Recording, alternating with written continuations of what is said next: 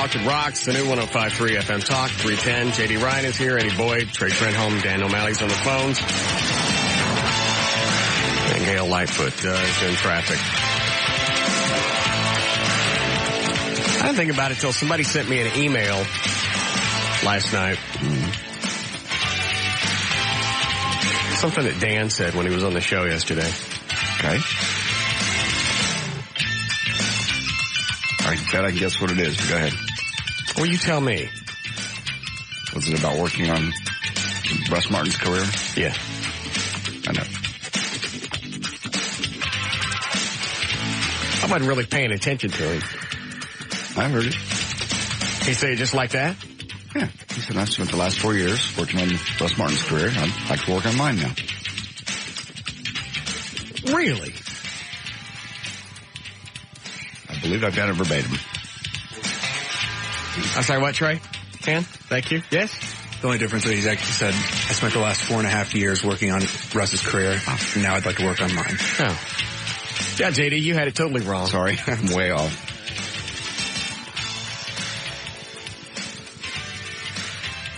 We paid him, right?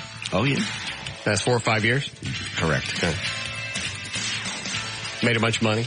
Yes, he did. Learned a bunch of stuff? Mm-hmm. Working on my career. Okay.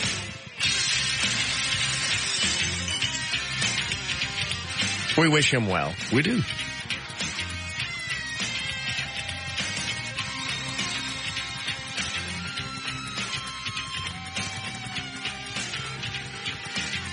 I bet he's a dancing falafel by Christmas. Could be. Get another job in radio. Got this one because I went to bat for him. Mm-hmm. I went, get him his own show. Oops. Didn't thank me. Doesn't thank Bob McNeil for the chance. Nope. It's all right. State Fair's coming up. Yeah. Plenty of call for dancing falafels.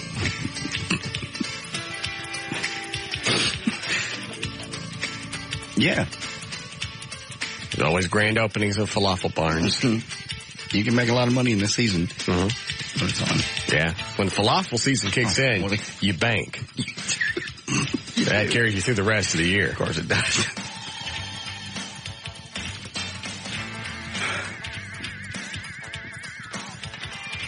All right. I'm ready to start. I got nothing else. Okay. You find somebody to roll my marbles, Trey? I found someone to give you a massage tonight. You gonna roll my marbles? She is a professional massage therapist. She's gonna give you a massage. And roll my marbles? I don't think she's gonna roll your marbles. She's coming here to set up. Oh, I can't do it tonight. What? I can't. I'm having dinner with the GM and the VP, or the PM. I'm having dinner with somebody with letters.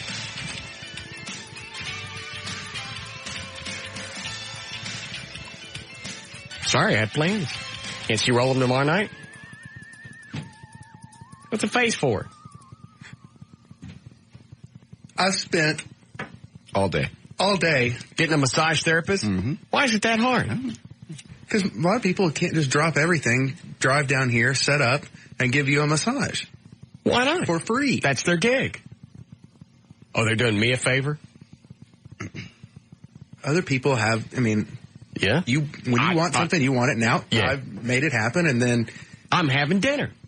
You could have told me that. You knew I was working on it. You didn't tell me it was for tonight. Yes, I did. Why don't you go call and see if she can do it tomorrow night? Okay.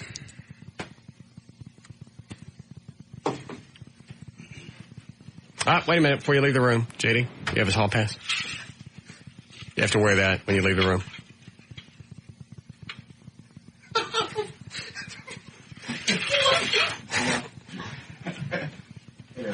Take it. You're not wearing it. Hey, put it around your neck. They're going to send him back in here. I know.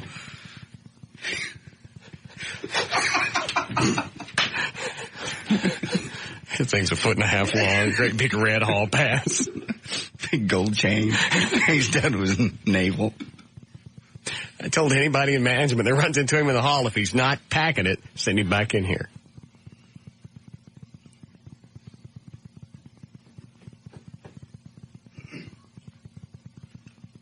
Trying to think what else we can do to him.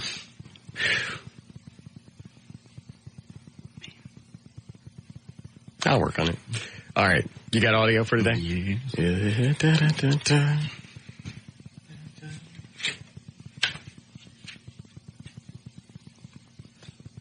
Am I putting that in there wrong, Eddie? Mm-hmm. All right, there it goes. Did you get my email last night? The one you sent this morning? I sent it last night. I most certainly did not. Sent it last night at 9:30. You don't get Nell Carter. Yes, I do. You don't get Nell Carter. You don't get Morris B.G. Gibb guy. You don't get. Do you have the email? Yes, I have it. You don't get her. You said. Look at the look at the I date. know what the timestamp is. Look what it says. I'm not pulling it up.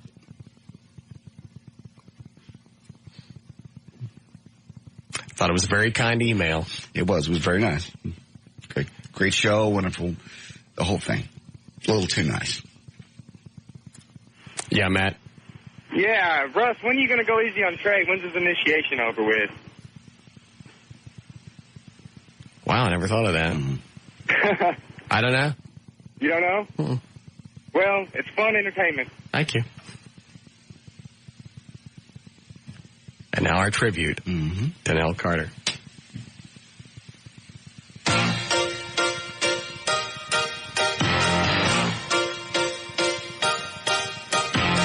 me a break, I sure deserve it. Goodbye now.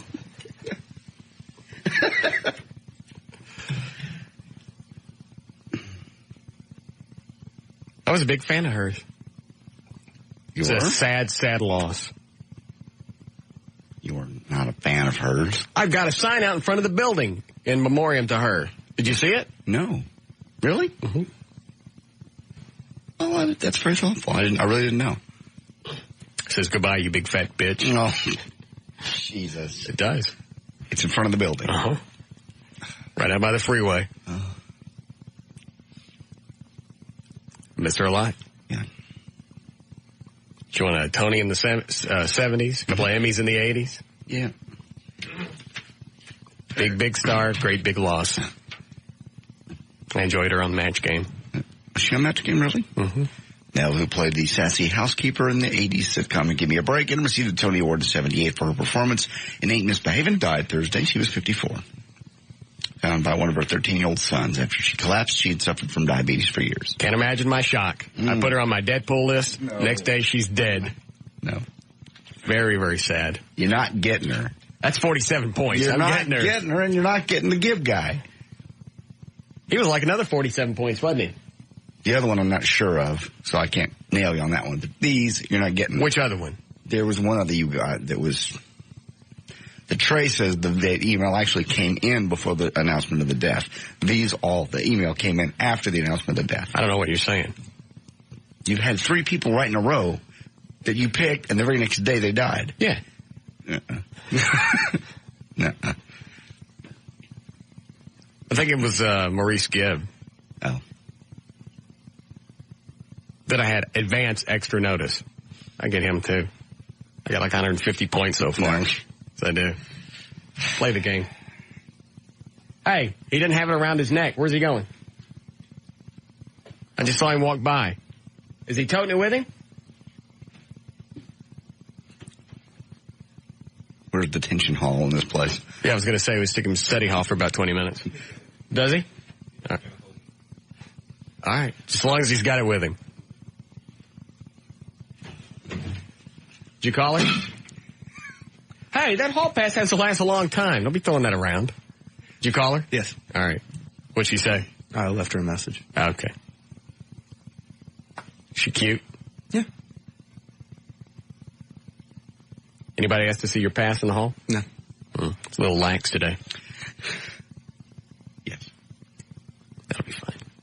All right. Here we go. Hold on, Trey has a question. Yes, Mr. Trenholm? When did you think of this one? I don't know. Why?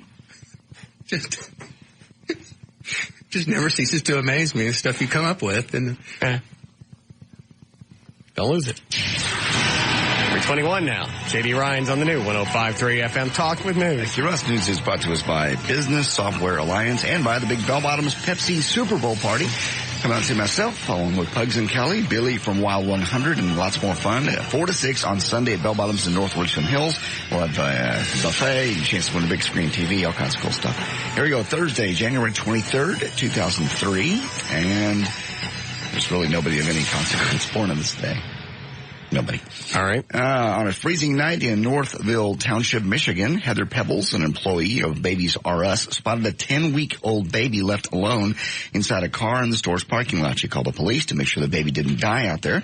Cops cited the mother for neglect, and Heather got cited by her boss. She works at Babies R Us. She was busted for saving a baby. Heather's manager wrote her up for creating a negative shopping experience for the mother and generating bad publicity. Needless to say, she no longer works with Babies R Us. Yeah, that chick ain't going back. They won't let you leave your kids locked in the car. No. He's right. She had it coming. Hold on a second. Did not. Yes, I don't even know what your name is. Go ahead. It's Josiah. Yeah, I was just going to ask, what's the deal with the hall passes? He has to have a hall pass when he leaves the studio. Oh, okay. It kind of seemed like school for you guys or something. Does it really? I never thought about that. Yeah. You're good. He's good. He's good. Go ahead. All right. Speaking of other stores you may want to stay away from, you may remember hearing about Danny Thomas. He was a black gentleman, went to Home Depot in Monrovia, California, to get a ceiling fan installed for his home. On the work order right next to Danny's name, some employee wrote the N-word, spook, silverback, like the gorilla, in little ugly racial slurs. Danny was appalled, complained to Home Depot headquarters. They offered him a gift certificate.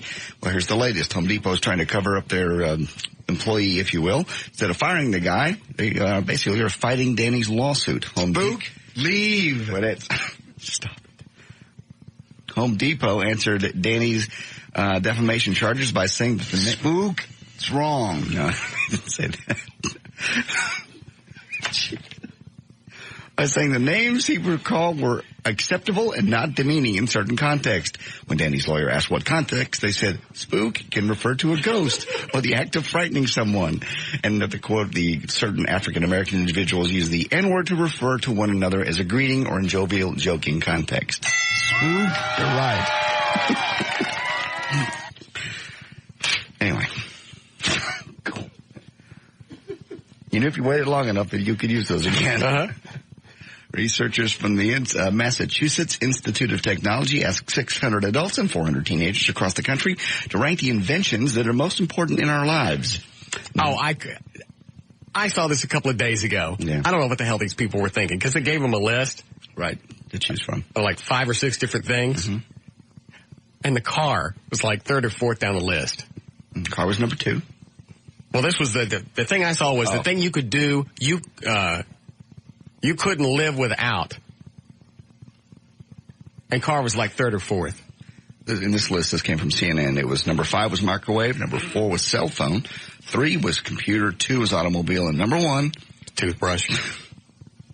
Toothbrush. Who knows? I know where they didn't do the survey. Go ahead. The Stars answered every hit, check, and elbow en route to a 4-2 home win last night, extending their unbeaten mark to 12 games, 3 short of the franchise record. Madonna had 2 assists, giving him 595. He's played 992 games and should break that mark Friday at home against Tampa Bay. Emmitt Smith's 13-year run as a Cowboys starting running back is apparently over. Smith, the NFL's all-time leading rusher, will return to the Cowboys now only as a backup. Smith is expected to meet with Jerry Jones next week to discuss his future. Sources at Cowboys say they will release Smith if he finds a team willing to commit him to him as a starter. That's just sad. Speaking of football, Sting has been added to the Super Bowl halftime show, which already features Shania Twain and No Doubt. In addition, ABC's pregame festival will start at 1 o'clock. It will also include a kickoff to the year-long 100 birthday tribute to Bob Hope. He will turn 100, by the way, on May 29th. Did we bet on the Super Bowl yet? No. All right. We haven't. We need to do that. Pepsi's going to feature its new Pepsi Twist commercial with the Osbournes, too. Have you seen it yet? I've not. Nope. I don't know why they didn't wait till the Super Bowl to unveil it. That's when they normally do. I don't know. They got an assload of free airtime on CNN yesterday. Over and over and over. Yep. R. Kelly, already facing child pornography charges in Illinois, was arrested yesterday in Florida on additional child pornography charges after investigators say they found 12 photographs of a nude girl at the singer's home. His real name is Robert, but R. Kelly has been out on bond awaiting trial on 21 counts of pornography in Chicago. Those charges stem from a videotape authorities says shows him having sex with a 13-year-old girl. He denies the charges. Bobby Brown released from the hospital yesterday. Never had to go back to jail. Did he feel better? He got over it. Thanks to good behavior, he was allowed to leave the DeKalb County Prison in Georgia, where he was serving an 8-day sentence for a DWI back in 1996. Still no word on the mystery ailment that sent Bobby to the hospital. But it went away, didn't it? His lawyer says he was experiencing chest pains. Apparently they magically went away in time for him to go home. Yeah. Yeah. He was on the phone before he went to court. Al, I'm supposed to do what? Lips. Yeah. Clutch my heart. Hold it. Okay. It worked. Yeah. For whatever reason. Haircut number 1. Confessions of a Dangerous Mind opens up wide tomorrow. And George Clooney was asked if he believes Chuck Barris's claim that he was a trained killer for the CIA. I made it a point of never asking Chuck because I thought it was incumbent on me not to. Because I thought if I was going to tell the story, I wanted to tell the story without knowing the answer. And I have opinions on it, which I'm not going to tell you. But my thought was... These people aren't serious, are they? They are, just for the publicity of the movie. Nobody ever cracks and says yes or no. Even Chuck Barris won't say yes. It's Chuck Barris. I know. Not even that many people remember who he is. I know. I mean, you may know the name, but the only way you know his face is when he did the Gong Show in the 70s. Little sawed-off runt. Yeah.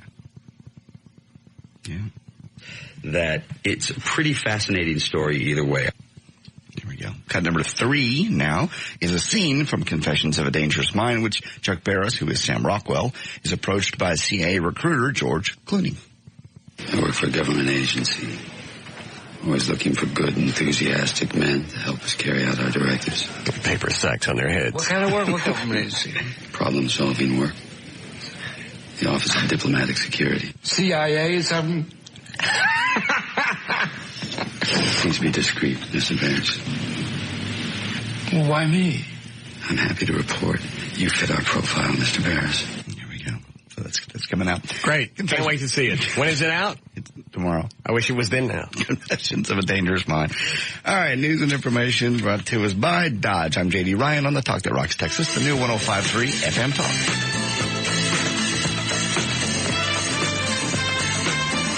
More of the Russ Martin Show coming right up.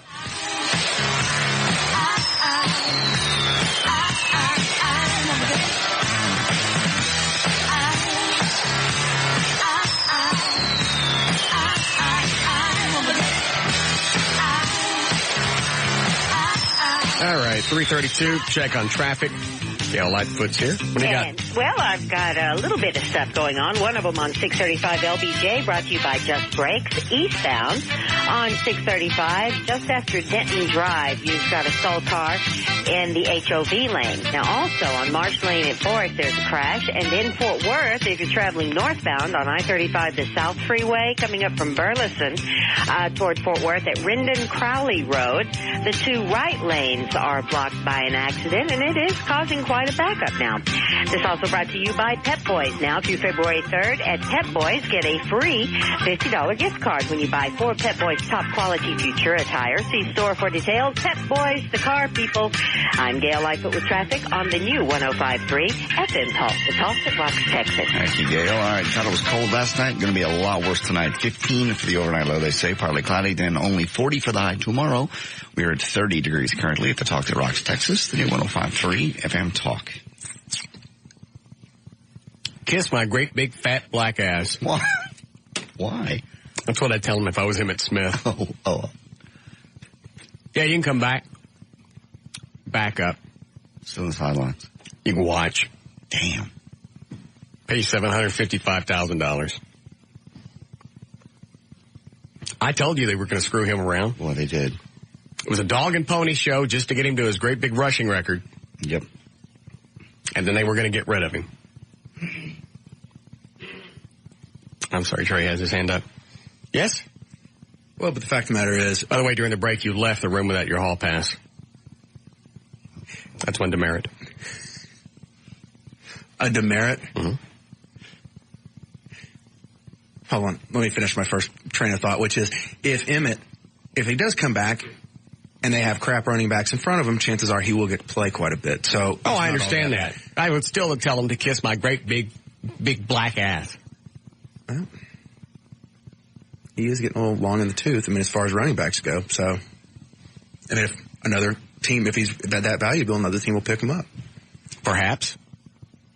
Still kiss my ass. Yeah. Everything he's done and put up with on that team for the past, 13, 14 years? He's also got 3 Super Bowl rings and the rushing championship, so.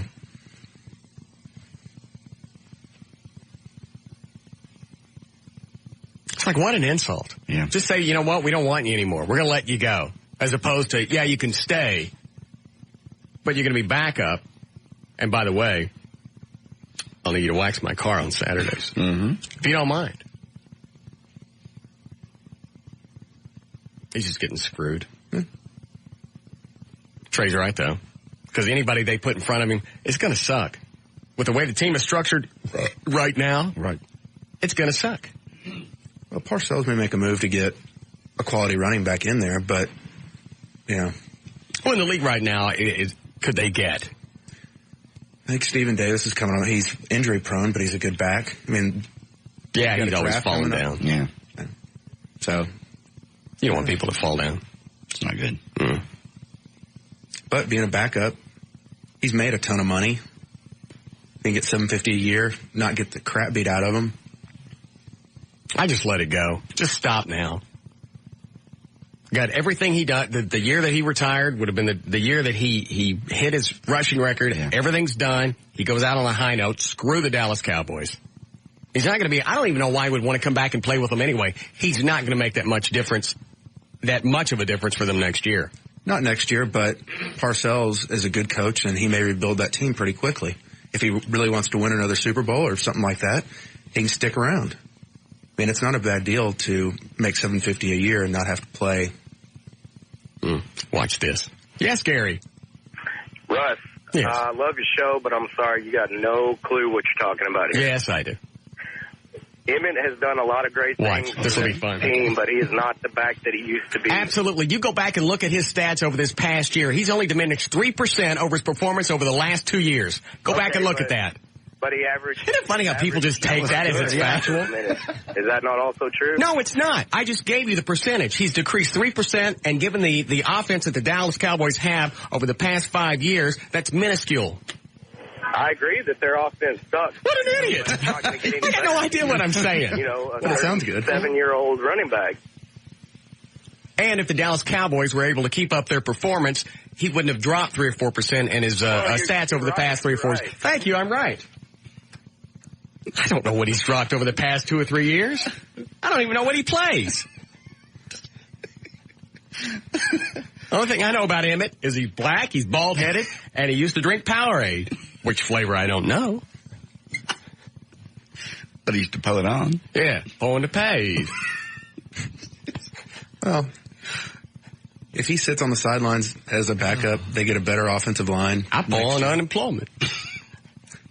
Say on the sideline what? While they rebuild their offensive line? I'd let the Cowboys eat grunt. If I were him, he's got everything. He's achieved a level of success few players ever reach. He's healthy. Get out. Got a ton of money. Yeah, I think Aikman stayed in, one play too long. They're talking about bringing him back now. What are they going to do with him? You mean to play? Yeah. They are not. Yes, they are. I told you, Parcells like a bit. Like How could you miss getting the snot beat out of you every game? I don't know. You're that competitive. I mean, he misses it. And he's had 2 years to get the cobwebs out of his head. He got nothing out of his head. At the end of every play, you see him looking around, wondering why they took the Christmas tree down. Like, Troy, over here. Are they seriously wanting to put him back in? They're talking about it. Parcells said he'd be open to meeting with him. True story. Why don't they dig up Landry while they're at it? And Eggman, think about it, he's doing great as a analyst. I don't know why he would even mess around with it. Yeah, Joe? Hey, Russ, don't you want Emmett to hang in there and rack up as many yards as he can so that so nobody can reach it, so nobody can touch it? Man. What do you mean, his rushing record? Yeah. I mean, if he wants to get in there and do that, honestly, I don't care. If I put myself in that position and I'd done that much for a franchise, and then they turn around and they go, yeah, you can stay, but you got to go sit in the back for a while. Yeah. He's just getting screwed around. There's no reason for it. Either keep him or don't. I agree on that part, but I want him to stay in there so that nobody can even come close to his record, man, because that's going to be ours here in Dallas. There's no one that will, unless Barry Sanders comes back and plays. Or if they dig up somebody else that's dead and put them back on the field. Walter Payton would be Yeah, stick Payton back out there on a gurney. I don't know anything else about it. I just know what was in the paper today. I saw that they were looking at him and staying as a backup.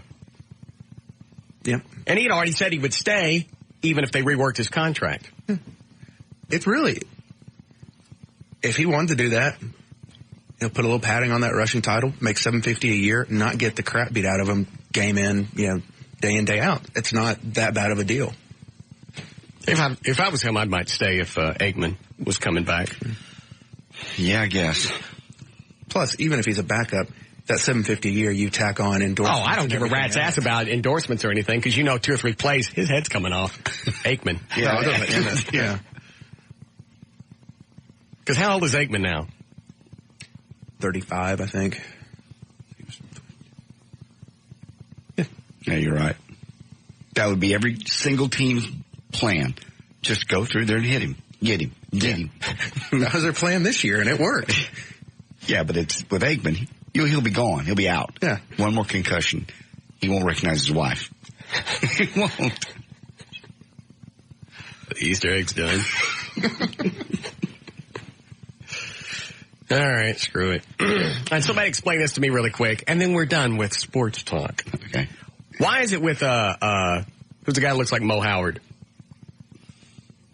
Help me. Pudge Rodriguez? No, the guy that was betting on baseball. Oh, Pete Rose. Oh, yeah. Every time I see him, that's all I can think about. I don't even know what the news story is. I went, hey, Mo.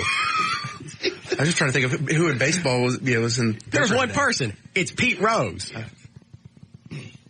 I forgot what the question was. Oh, why is it if he says, okay, I did it, would they let him back in? Because it's just a cardinal sin to bet. If you're a player, betting on games is bad enough.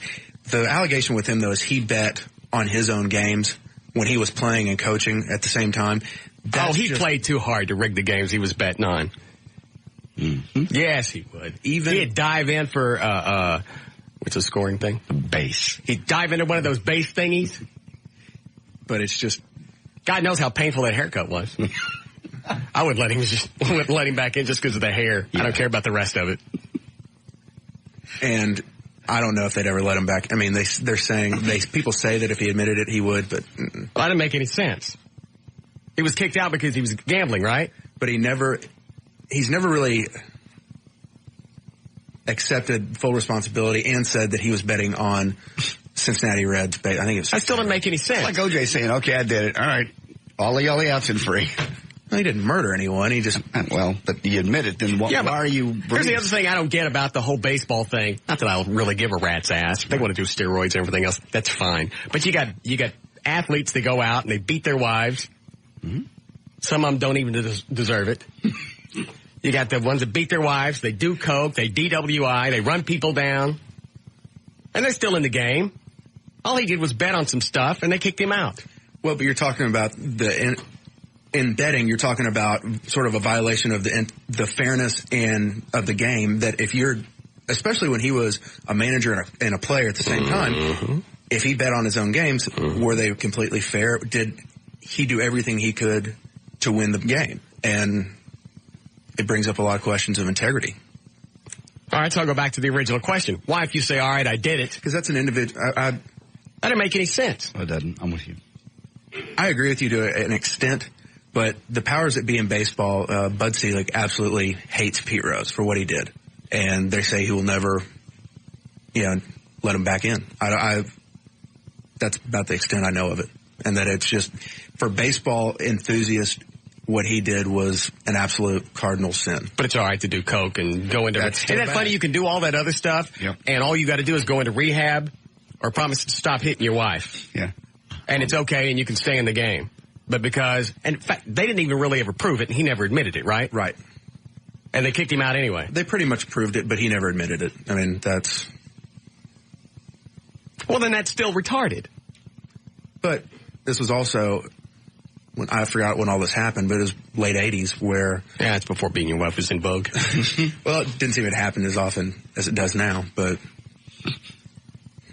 I mean, I'm sure it did, but you didn't get the mass publicity. Well, they were under control back in the 80s. Yeah. Something about the 90s, they started going nuts. But it's just, I think more of it has to do with the fact of an individual player versus that he's just a screw-up, and when what Pete Rose did potentially affected the game itself. I didn't do anything. Let him back in. I'll give a rat's ass. So that's your new cause? Pete Rose? Mm-hmm. I want Pete Rose back in. Now, do you want him back in the game, or do you want him in the Hall of Fame? I want him in both. Okay. They want him to play? Let him play. He's too old to play. I think you're talking about management. Yeah, he could be in management. I don't give a rat's ass. I also want Joe Jackson back in. Shoeless Joe Jackson? He was banned for life in the 1990 Black Sox scandal. 1920s. No, in the 20s? He was never found to have an active part in the scandal, and they banned him for life. They let him back in, then I'll support Pete Rose going back in. That's bothered me since I was a kid. He's probably dead. I don't care. Okay. Shoeless Joe Jackson. Yes. Bugsy did it. And I want his shoes back. Can we break, Eddie?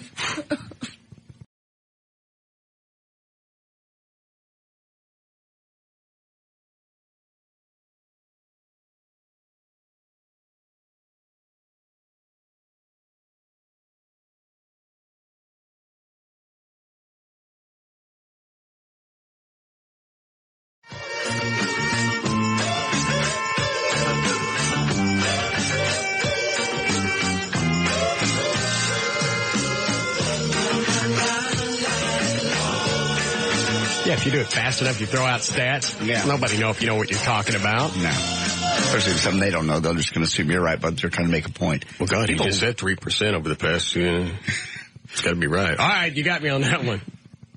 Love to argue. Love to argue sports. It's too easy. Yeah. Like your whole offensive, defensive argument in that bar that time. Which one? About the bat? About the bat, yeah. The guy with the bat is actually defense. You're throwing stuff at him. It's in real life, I don't care what they do in the game, in real life, that's defense. You're reacting to something else happening. Yeah. You're defending yourself. Things are coming at you. Yeah. Yeah, the bartender got all twisted. Because he'd go down to the end of the bar, wait on somebody, and you'd hear him hollering at me from the end of the bar and then come back and argue some more and try and convince me that it was offense. That was Anthony. Mm-hmm. You get him twisted so easily. Especially over sports. Yeah. And the only reason it's funny is because I don't know what I'm talking about. Except for that. And that's defense. But it was offense, he would start everything. Well, he's trying to score, so actually it's offensive. But you're right. When the ball's coming at him, that's defense. He's not trying to hit him, though. You ever watch a game? Yes. Okay. They get hit? Occasionally by accident. Is that what you think? I know it. There's a pitching, they call it, little area. Yes. That's where they're trying to put the ball. Okay. Strike zone. Yeah. Then that's why you're All right, so once again, the terms that you're using, that doesn't sound offensive. I'm standing in a strike zone. You're not standing in it. If the guy was Arab, do you think he would consider that being offensive? You're standing beside the strike zone. Would you want to stand in the strike zone? No. You're not supposed to stand in the strike zone. Sometimes they get hit outside the strike zone. You're right. And sometimes they charge the mound. And then the man with the bat is even more offensive. At that point, then he's offensive. What is it, Patrick? Yeah, don't you think that belching is not even called for on the air? No, I enjoy it. Don't you have a button to push for that? Yeah, I have plenty of them. I just want you to hear it, though, especially black people. Why is that? Makes me laugh. What about if I'm eating or if I'm talking to someone and you just happen to belch? Why don't you turn the radio off? But I want to listen. I don't want you to listen. I don't want you to listen. I want to listen. I no longer enjoy you as a listener. You've become useless to me. Is that so? Absolutely. I'm black, though. Even a better reason.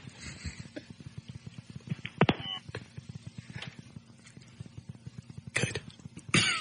Now we can talk. Lost my train of thought. Offensive, defensive, the bartender. Yeah. Defense. Trey told me that right before the break, you know how we had Big Gay Steven on a couple of days ago? Yes. And Trey went and called the Irving police to find out about Craddock and the show beating up on Gay Steven? Sure.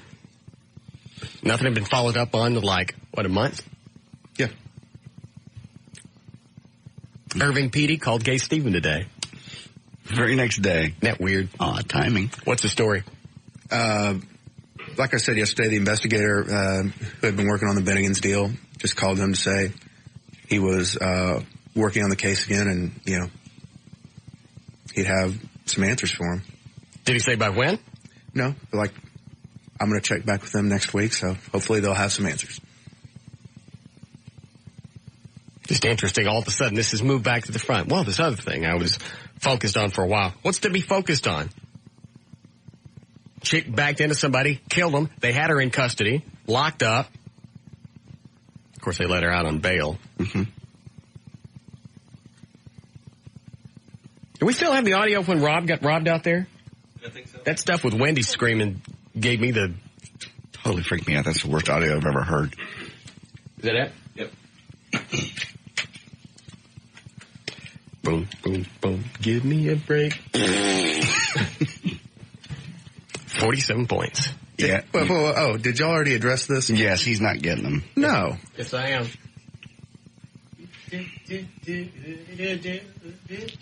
You do.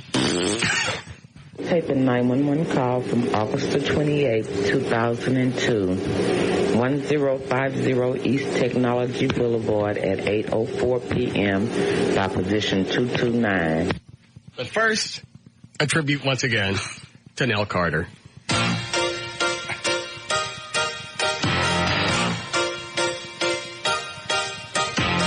me a break, I sure deserve it. And I made it to the top.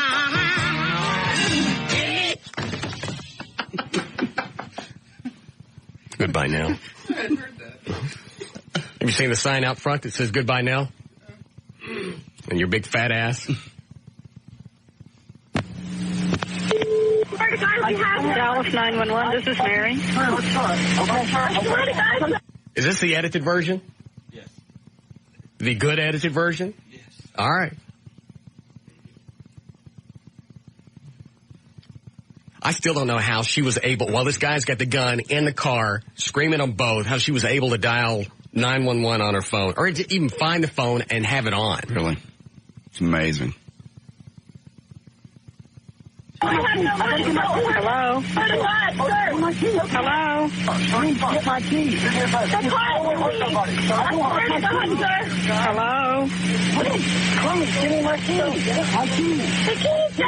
Did you hear about the homeowner today that killed two guys that broke in? Yep. Whacked them both. Mm-hmm. Trey, go see if you can find the homeowner. I'd like to send him something. Just as a thank you for cleaning out 2 pieces of trash. Is this locally? Yes. Okay. Someplace in North Dallas, wasn't it? Right. It was in North Dallas apartment complex. I was just going to pull it up. Check DallasNews.com. Take your pass. Good boy. Go pee if you got it. Yeah, 2 dead North Dallas shootout. There it is. They started. He came out, found them. They start shooting at him. Shot and killed 2 would-be burglars in the gated community in far North Dallas. 29-year-old man called 911 shortly after 9 a.m. to report hearing someone breaking through the side of his house, his townhouse on Knoll Trail Drive, just off the tollway. The resident had not been identified. See, he was home with his wife and children at the time. He was confronted in the living room by a guy. The man opened fire. The resident goes back to the bedroom, gets a gun, returns fire. The resident was shot in the shoulder and the arm, taken to Parkland, treated and released. 1 man was dead inside the residence. The second was found dead near the hedge outside the complex. They think a third one left in a car. Perfect. Mm-hmm. Yes, Bob? Do what? A block from my apartment on Keller Springs. Really? Were you home when this was going on? I was going home for lunch, and the cops were everywhere, and they had all the television, crews with the helicopters and stuff? Yeah, everything. Amazing. I'd like to send him something. I agree. You can come stay at my apartment anytime. Unbelievable. Well, just the fact that you wake up or you walk out there and they just I don't know how he had the presence of mind to go and get his gun while somebody's shooting at you. Not a place you would expect that to happen either. I'm surprised it doesn't happen more. But Keller Springs. Well, just any place in Addison, Plano, any affluent part of Dallas, Fort Worth, whatever. It just seems like it would happen more. Why would all the burglaries be in the rotten part of town? Well, if that was a dried up Zenith. If that was a regular burglary, you never would have heard about it. They broke in, the guy stole the stuff, and they left. The only reason you heard about it is because the guy happened to be home. There wouldn't have been any TV coverage if it had been down in Oakland. I have another story here that was similar. 27-year-old Ronald Dixon, computer engineer, Navy veteran, good guy. Yeah. Brooklyn, New York, woke up last month to the sound of a man walking into his son's bedroom. He jumped out of bed, shot the intruder, 40-year-old Ivan Thompson, a career criminal with 14-page rap sheet. Guess who's facing charges? I know this one. Ronald Dixon, the guy who shot him, because the gun he protected his family with wasn't registered.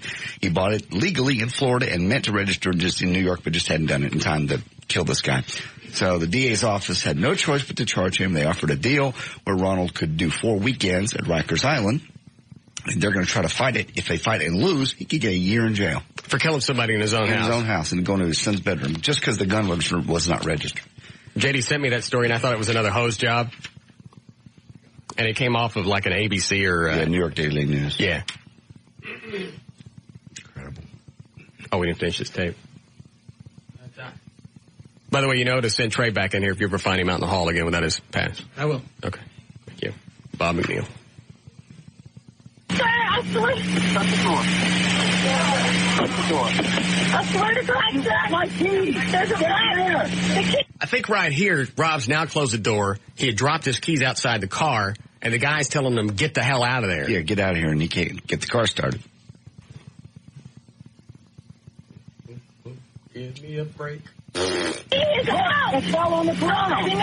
I've got 911 on the phone. I've got 911 on the ground. It goes Track and Irving on the ground. We're being held up by a gun and being robbed. It fell on the ground. Ma'am? Into the Track. Sir, we've got a gun on our You're in Irving? We thought a gun on us. There's a guy in a black small truck. We're in Finnegan's and Joe's Track. Don't, baby, don't. I've got 911. I think this is about where Rob goes for his gun. She wigs out. Joe's Track on North Highway. He's got a gun on us. We're in my silver. No.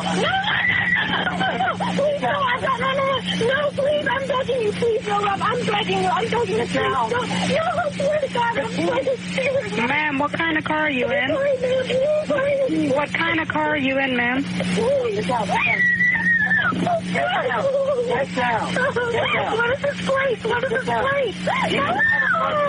It's a blue Ford truck. What's this place? Hello? What's going on, ma'am? Someone just passed. What do you think, a bar mitzvah? Yeah.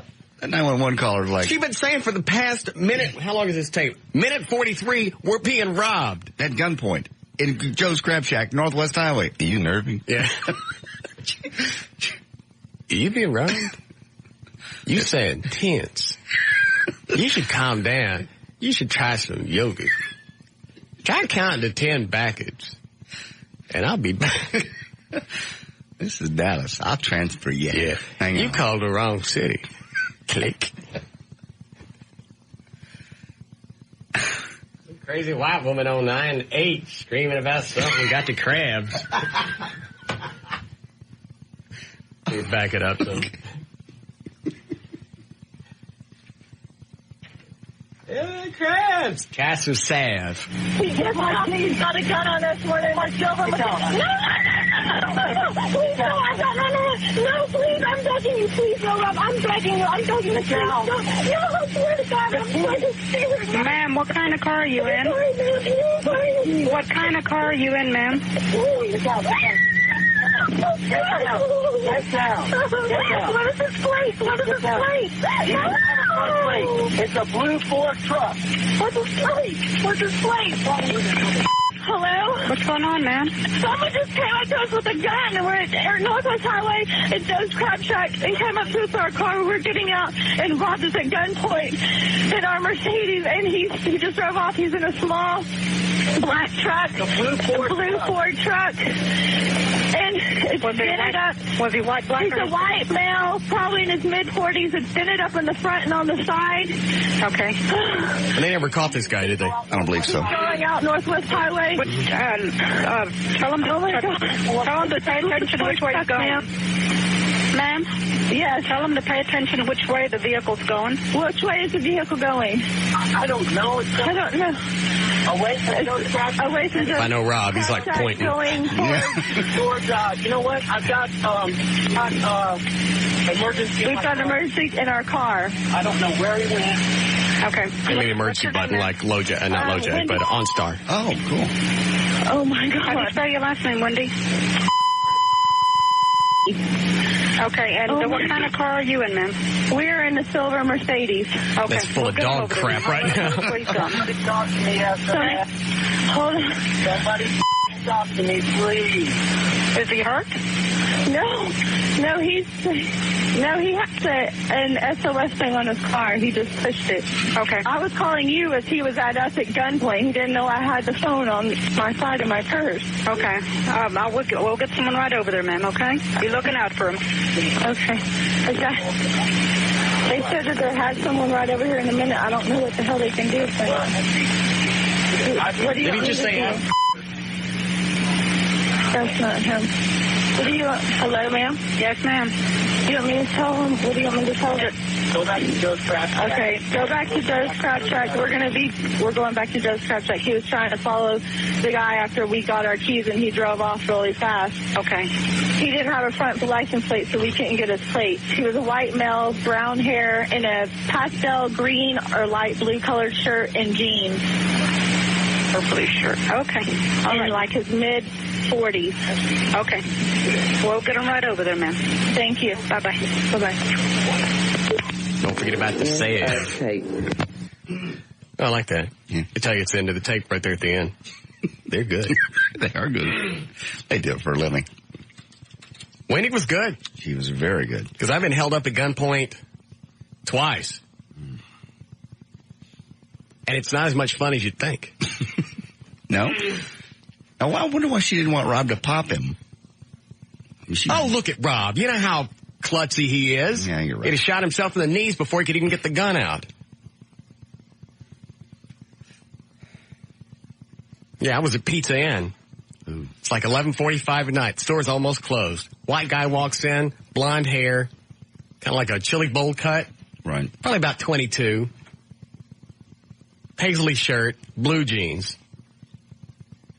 I remember because he had a gun sticking in my face. And I remember the gun had a shirt behind it. Did he ever threaten to kill you? Yeah. And it was funny because I'm standing there at the counter with the waitress. The man, I already told you the story. I just remembered. Because the manager's sitting out in the lobby playing asteroids. Well, Well, nobody's in the store. It's 11:45. We're closing in 15 minutes. Guy comes in, walks past the counter, goes to the bathroom. I say, how you doing? He says, fine. He comes back out. Now he's got a .45 automatic. Chrome plated and very nice, I might add. The end of the barrel, about the size of a trash can lid. Sure, your heart just stopped. It'd have to. I've never had a gun as much as pointed at me, so I don't know. Then he said, give me all your money. I went, no. I meant, no, don't shoot me. I didn't get a chance to finish the sentence, but it looked like I was standing up to him because the waitress looked over at me. They went, well, let's go down here to the cash register. And he gives me a bag, and I fill that up. He goes, let's go back to the office. I went, I don't have the combination of the one in the office. And then he pulled back the hammer on the thing, and I went, I still don't have it, but I can tell you where you can get it. The ding-dong out at the asteroids machine, not only does he have that, I think he got some jewelry in his pants. We should go get him. We go back to the counter. I go, Ronnie, you can come to the counter for a minute.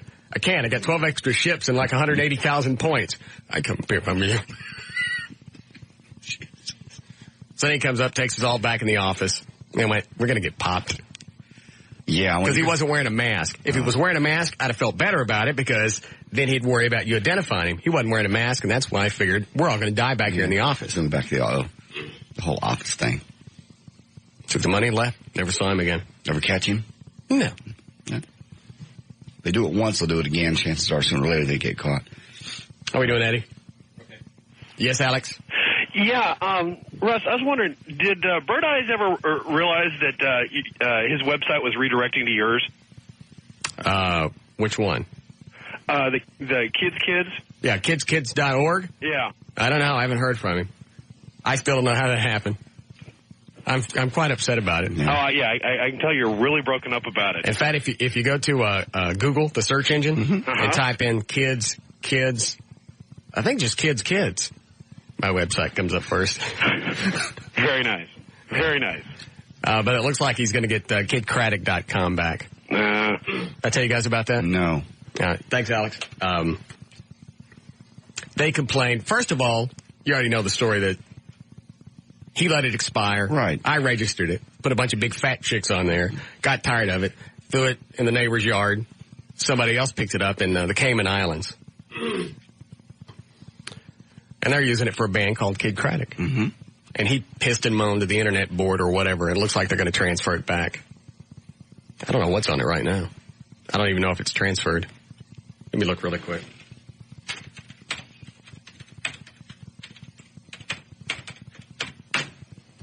La da da da da.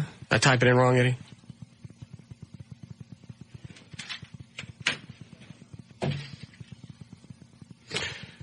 Unfortunately, this website may soon disappear. This is because there is another person that calls himself Kid Craddock who lives in Arlington, Texas, USA, and he's attempting to bully the website from us because he has a big-time Chicago lawyer and he talks a big game. They took us to the arbitration forum and we lost because we are small and they are very powerful. Furthermore, Mr. Craddock and his lawyer have made things up and they have lied. We hope that you will share your displeasure with the other Mr. Craddock by emailing or phoning him if you do not mind the long distance. It is not fair what he has done to us. Then he gives out his 800 number and a bunch of other stuff.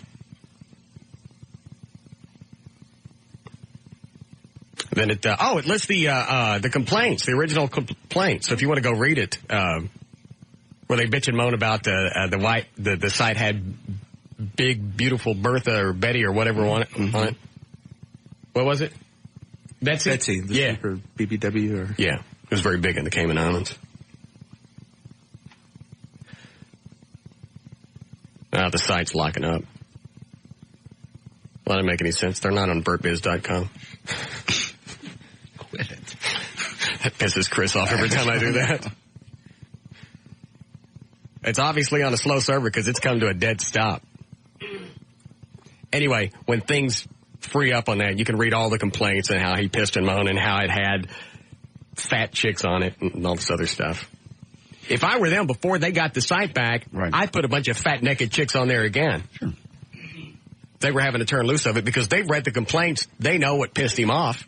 If he's about to get it anyway, I'd go for broke. Did it stop over there for you too, Trey?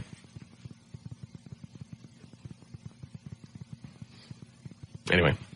And how the kidskids.org, how that transfers to russmartin.com. Yeah. I don't know. It's weird. It's the internet. Who knows where that stuff goes? It's borderline upsetting. Yeah. All right.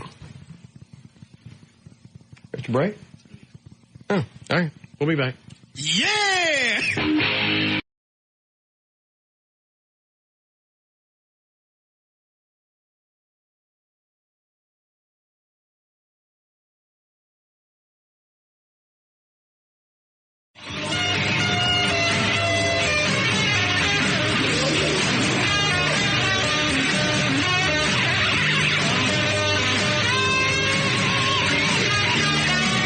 Website over there come up for you? Nope. It's a lot? Yep. Must be on a crap server. Well, it's not VertBiz because we don't own it anymore. No. I can pull up my site really quick. Okay. Chris swears it's on a high-speed server, and we can't lock it up. Is it on? It's on. There's Robin Mead. She's still on there? Mm-hmm. All right. Everybody type in russmartin.com. Don't hit enter. God. Everyone ready? Okay, I'll highlight it so it'll refresh, right? Yeah. Okay. Hit it. Yeah, it'll take 8 seconds. Hit refresh. Boom. Came right up. Do it again. Came right up. Came right up. Damn. Still. Is it really? Yeah. Every time. Uh-oh. Did it lock up? Slowing down. Is it? Try and hit refresh again. Okay. Came up. It froze up once. I love doing that because when the site locks up, his pager goes off. Uh-oh, locked up. Came up that time. All right. But every other time it's locking up. Got it. What was I going to do here? I had the hardest time the past week remembering where the hell I was because of the antihistamines. Medicine, yeah. Rob held up. Eddie left the room. Massage. I'm out. I totally spaced it. I don't know. What were we talking about going into the break? I don't know. Oh, I know what we were talking about. This was before we came back from the break, how they found blood and hair and stuff all over Goodrich's car. Oh, dear God. Yeah. You'd have to. I mean, hit somebody 100 miles an hour. He still contends he thought he hit debris. I hit a couple of bags of people. Yeah, tore a door off a car and hit 2 people, and he thought it was debris. I didn't know the door came off. See that picture? The door is where it normally would open just about 45 degrees. So it's like that. He did that? Yeah, he went between the wall and the car. Oh, I thought that was from like the accident that caused it. No, he went between the wall and the car, and those people were standing there at the door trying to get that guy out, and he just took them and the car and the door and everything else. Oh, I missed that altogether. Smacked it all the way around. Because all I ever saw were the afterwards pictures. I didn't know where the people were standing or anything else. So he was that close to the car that was on fire. The car that was on fire was in the left lane, and there was the retaining wall. Those people were standing basically off the freeway between the retaining wall and that car. And he went between the wall and the car that was in the far left lane. Oh, he was, now in my own personal opinion. Yes. That sounds like somebody that was plowed. Took the door up, took the door. And I just smacked it up. And the people there. And the people just happened to be there, yeah.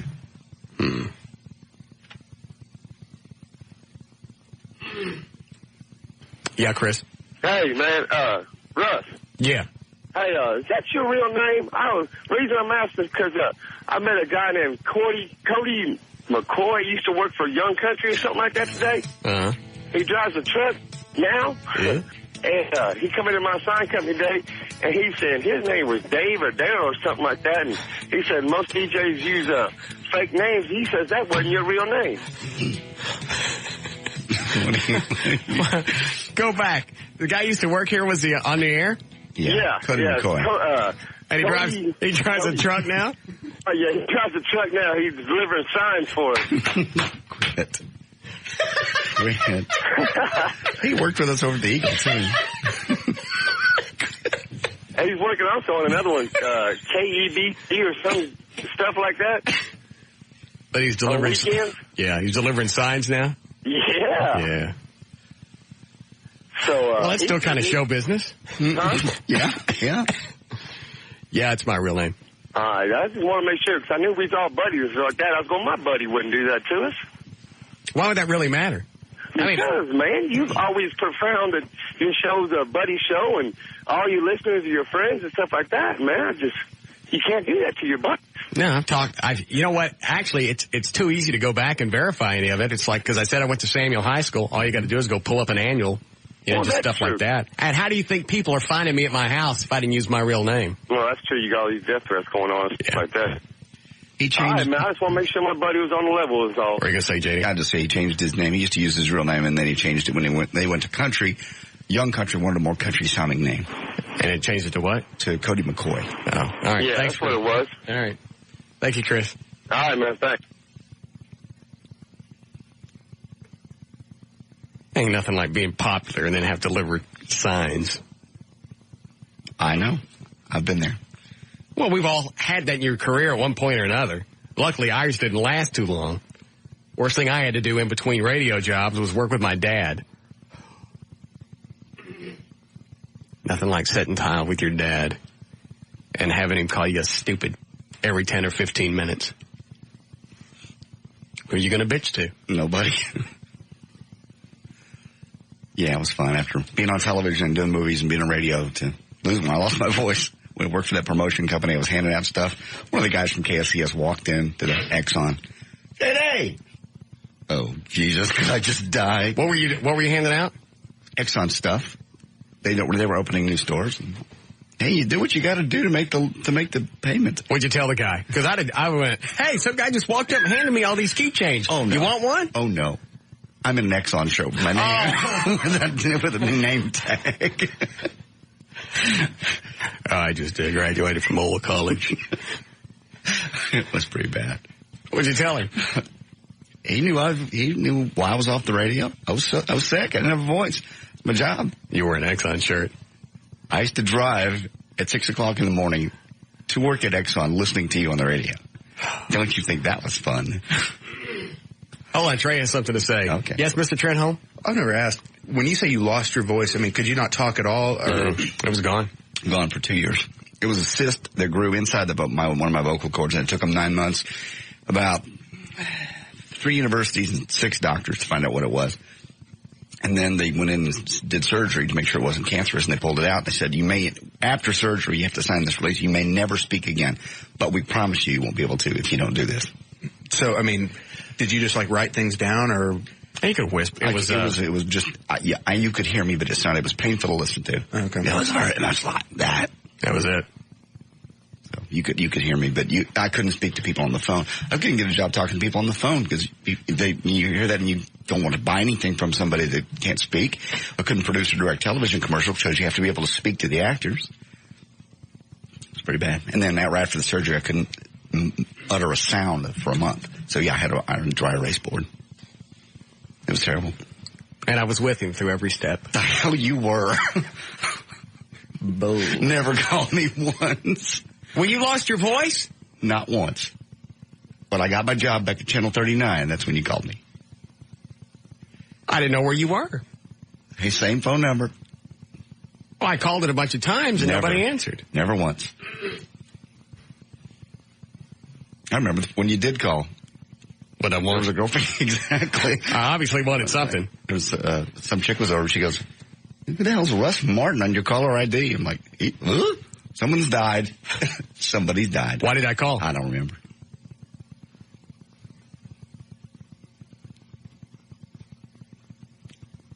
I was there for you. No, you weren't. Not once in 2 years. Benjamin Dover was. He was there. He'd call occasionally. Hawkeye from KSCS would call. What's up with the chick from KSCS with a snout? She coming on? No. For sure. For sure. She emailed me a very nice email.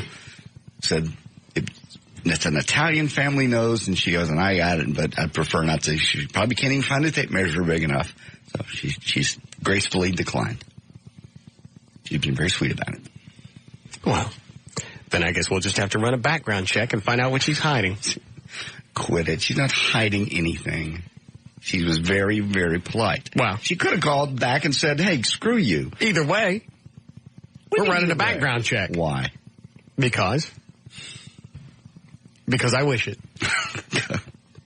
There are so few people in this market that'll even speak to us anymore. I don't care. I know you don't care, but they're friends. Like Hawkeye. I'm sorry. Yes, Mr. Trenholm? Hand? Yes? You say that, but then you want us to do something or get someone, and it makes it very hard because no one will talk to us. It's a lot easier when they're scared of you. What is that? Is that the background? Yes. Is that the chick? Yeah.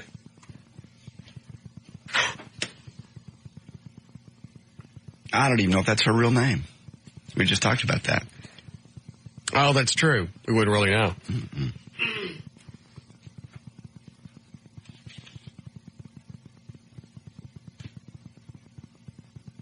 Oh, this isn't the same chick. It's a black chick convicted of selling dope. What's going on? I'm looking at it, I'm going, ruh-roh. Somebody's got some criminal convictions.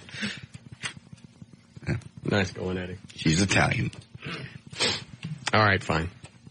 When we do news last, about an hour? Yep. All right. Eddie, can you load the news music up, please? You ready? Mm-hmm. Here we go. All right, 4:30, J.D. Rhines on the new 105.3 FM Talk with News. Thanks, Russ. News is brought to us by 24-Hour Fitness. There's one near you, 1-800-204-2400. Time to get in shape after the Super Bowl. And, of course, our big Super Bowl party with Bell Bottoms. We'll see you out there Sunday from 4 to 6. Hugs and Kelly, myself, and Billy from Wild 100. Is that the worst thing you had to do was hand out keychains? After having a television show, I even had somebody come in one day and went, aren't you J.D. Ryan on that TV show? Yeah, I'll take my keychain. Yeah, it was pretty bad. That's the lowest thing after success, after being on radio and doing a movie and doing television. Right. To have to go back for $8 an hour and hand out keychains was. Going to go work with my dad? Well, because not only when we would go into somebody's house and sit tile in the bathroom. Oh, no. He would. We couldn't just do it. He'd have to point me out. Here's my useless son. Used to have a TV show. Jesus. Well, nobody pointed it out. I only had 2 people come in that actually recognized me. Oh, God, it was terrible. There's my boy. He used to be on TV. Yeah? 500,000 people see him every week. Go mix me some mud. Grout that. Yeah. Jesus. Go ahead. I'm just curious. Yeah. Latinos have now surpassed blacks as the nation's largest minority group. According to the U.S. Census Bureau, the Latino population nationwide is 37 million, while the African American population is 36.1 million. Hispanic population in Texas is 6.7 million, while the black population is 2.5 million. Any white people left? Yeah, we're still the majority. By how much? This doesn't say. Well, let's see. Yeah, that doesn't give percentages. It's got to be 60, 70%. Yeah, I would say 65 to 70%. Okay. Diets don't work, but they found a way to shed pounds and keep them off now. Fall in love. 80% of folks say that love is the best thing to happen to a person's waistline because you're motivated to look your best for a man or woman when you're trying to fall in love. Plus, when you're in love, you don't try to find happiness in the ice cream carton. The downside is 1/3 of the people put the weight back on as soon as they get married. After dangling in free agent limbo for 12 weeks, former Rangers catcher Pudge Rodriguez has finally found a home, signing a 1-year, $10 million contract with the Florida Marlins. The 10-time All-Star and 10-time Gold Glove winner was not offered a new contract by the Rangers, for whom he has played since reaching the major leagues in 1991 at the age of 19. In the city of East Hampton, Massachusetts, dog owners are now paying for their pets to be massaged in the same room while they're getting their own massage. City Health Department isn't hot on the idea. They're thinking about requiring separate facilities for man and beast. Lola Michelin, founder of the Northwest School of Animal Massage in Richmond, Washington, says, quote, it's been gaining popularity in the last 10 years. The market is definitely growing. And finally, Jesus. Wait a minute. Did you ever find another place that would give me the, do the massage and the marble rolling? Did I ever find another place? Yeah, because the Bukkake Tan turned us down, right? Or the place that you found around the corner? Yeah. I want one of those massages, too, where they roll your marbles. Well, when would you like it? Can I come over here and do it? I don't know if they'll deliver on that. Why? Well, they don't know what they're walking into. There's nothing to walk into. I just want my marbles rolled. Did you find out what it costs for that? $150 to $200. What about the stinky finger? No one would quote me a price on that. Brown thumb? No one would quote me a price on that. Golden face? No quote on that.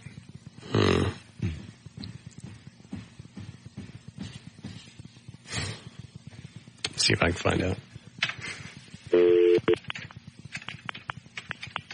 You almost done with news? Almost. One more story. Or we can quit.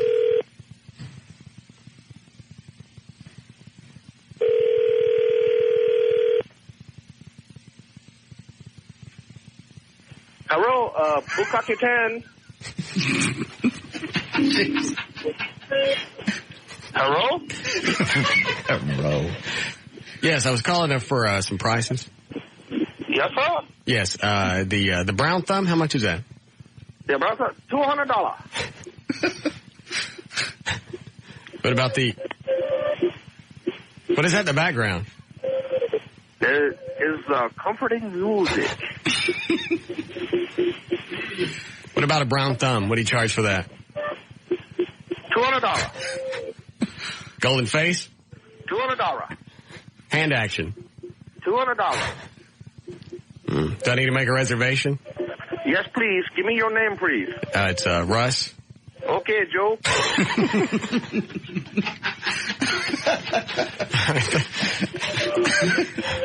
All right, thank you. All right. So now we know. Yeah. Brown thumb's $200. $200. Yeah. How you down? $230 for Joe. Go ahead. All right. And finally, Jesus does save. Just asked a woman in Tacoma, Washington. Last Friday, she was in her bedroom changing clothes. When she turned around, she saw a stranger in the doorway. The guy told her to take off her underwear. When she said no, he pushed her into the bed and started to sexually attack her. The woman tried to push him off and kept saying, please, God, no. At that point, the rapist got up, asked if she was a Christian. She said yes. The guy zipped up his pants, apologized, shook her hand, and told her to lock the door, then left. There's news and information brought to us by our Bell Bottoms Pepsi Super Bowl party. We'll see you out there Sunday from 4 to 6 with Pugs and Kelly, Billy from Mile 100, and myself. You can win a big screen TV. I'm J.D. Ryan on the Talk That Rocks Texas, the new 105.3 FM Talk.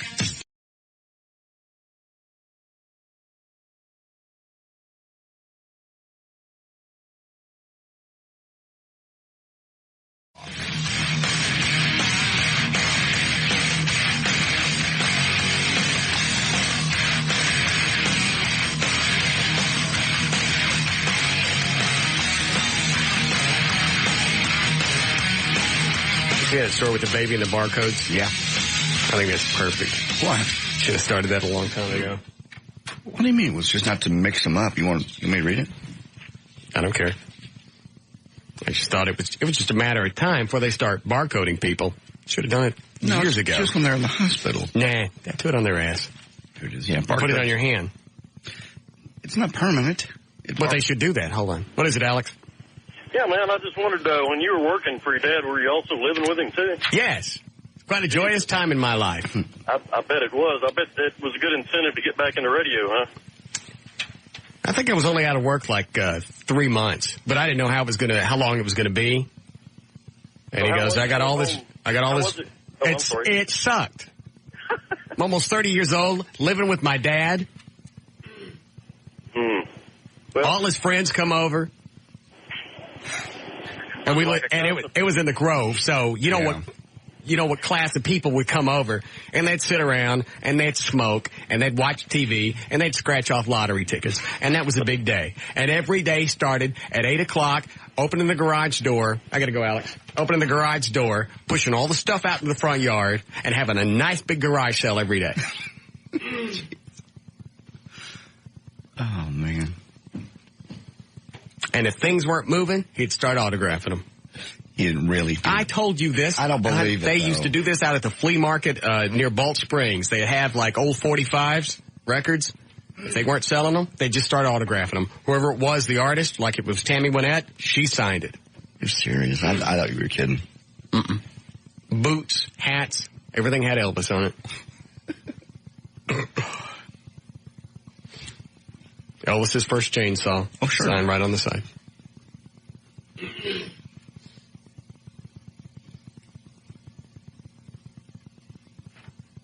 Bring chicks home, sitting out front. That had to be miserable. I didn't date anybody regular for almost, how long did I live there? I think I went ahead and stayed like a year and a half. And I waited a year before I started dating somebody. Finally went, you know what, sooner or later, I got to take her home. I just tell her my dad lives with me. Every time he'd be at the front of the house. Pants, no shirt. Scratching lottery tickets. Scratching lottery tickets, wearing black dress socks and flip-flops. You paint such a beautiful picture. I'm not making it up either. That I do believe. Big gut hanging out over his belt. Your dad didn't have a gut. Mm-hmm. He lost it. When I saw him, he wasn't fat. You ain't seen him naked. Thank you. Beat on the wall if I started banging her too hard. I'm not kidding. She and I took a shower together once. Mm-hmm. He's beating on the door. I ain't in there. Did you have one shower in the whole house? One bathroom? One bathroom, one bath, 2 toilets. Okay. That makes sense? Yeah. All right. So we had to get in there. Yeah. I ain't in there. Get off that girl. Oh, is that Gail for traffic? Glad she could join us. Hold on a second. All right.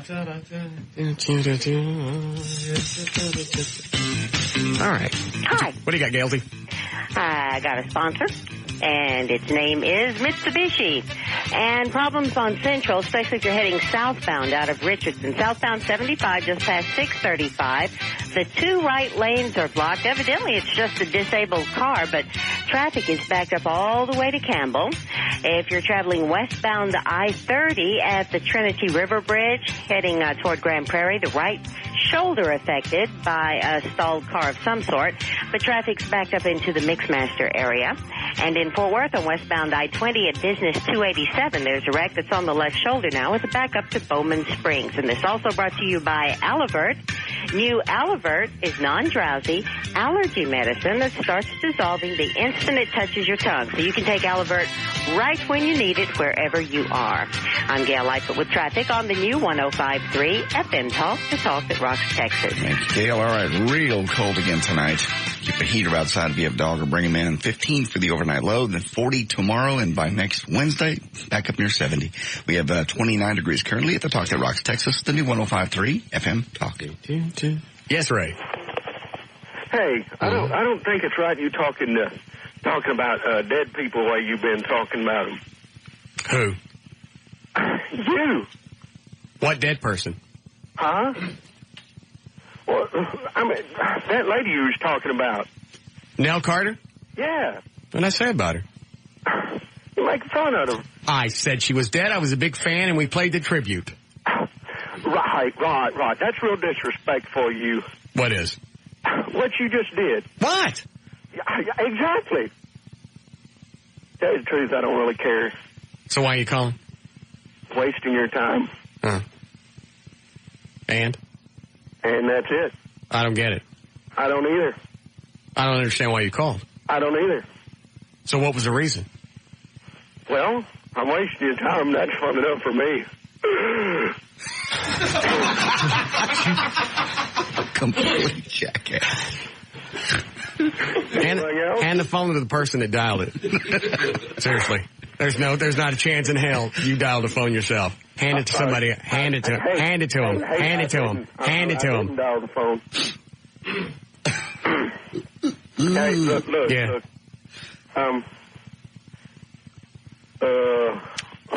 Let's see. I forgot. You're good? Yeah. He's good. Not really.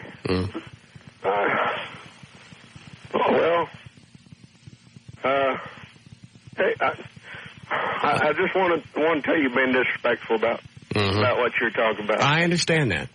You do? Mm-hmm. You really do? Mm-hmm. Well, I hope you do. I just said I did. Yeah. Yeah, I'm sure.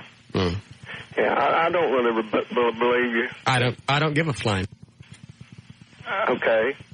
Well, that was real nice to say. I know it.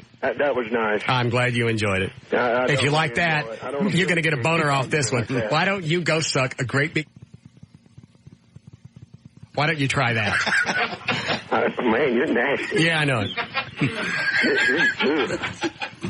I'll tell you what. You can... And then, you know what? Probably as a little aftermath thing, why don't you go, Jack? See if you can do that. I can't really hear you. That's fine enough. Good. Well, you wouldn't be talking to show funny if you were dead, I guess. I don't know. No, you're right. Well, you wouldn't be talking, would you? Dead people don't talk. No, you're right. He's good. He is. You're good. Oh, well, I can't help it. I'm good. Are you going to go try the donkey thing with the speed time trial? Huh? You heard me. Ooh. Anyway, so they're going to barcode babies. I know. I got that. But it's not permanent? I thought it was. No, barcodes containing newborn babies' fingerprints are being used to prevent mix-up over identification. As soon as babies are born, their fingerprints and those of their mothers are stored in electronic barcodes, which the mother and baby wear on their wrists. If there's any doubt about the baby's identity, the barcode can be scanned by a machine which matches the child with its mother. That didn't make any sense. I thought they were going to do it for real. No, like a permanent stamp. Do you realize if you could barcode people, you could get rid of your wallet? Well, you could. Yeah, but that's not going to ever happen. Why? It frightens people. People don't want to be tracked. Probably would cut down on identity theft. Certainly would. That is true. So would a national identification card with your picture. That wouldn't make any difference. Get a nice little barcode right here. Like a tattoo? Yeah.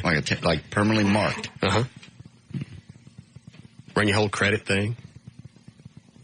Do debit card. All you got to do is just have them scan it at the grocery store. So what happens if you lose your arm?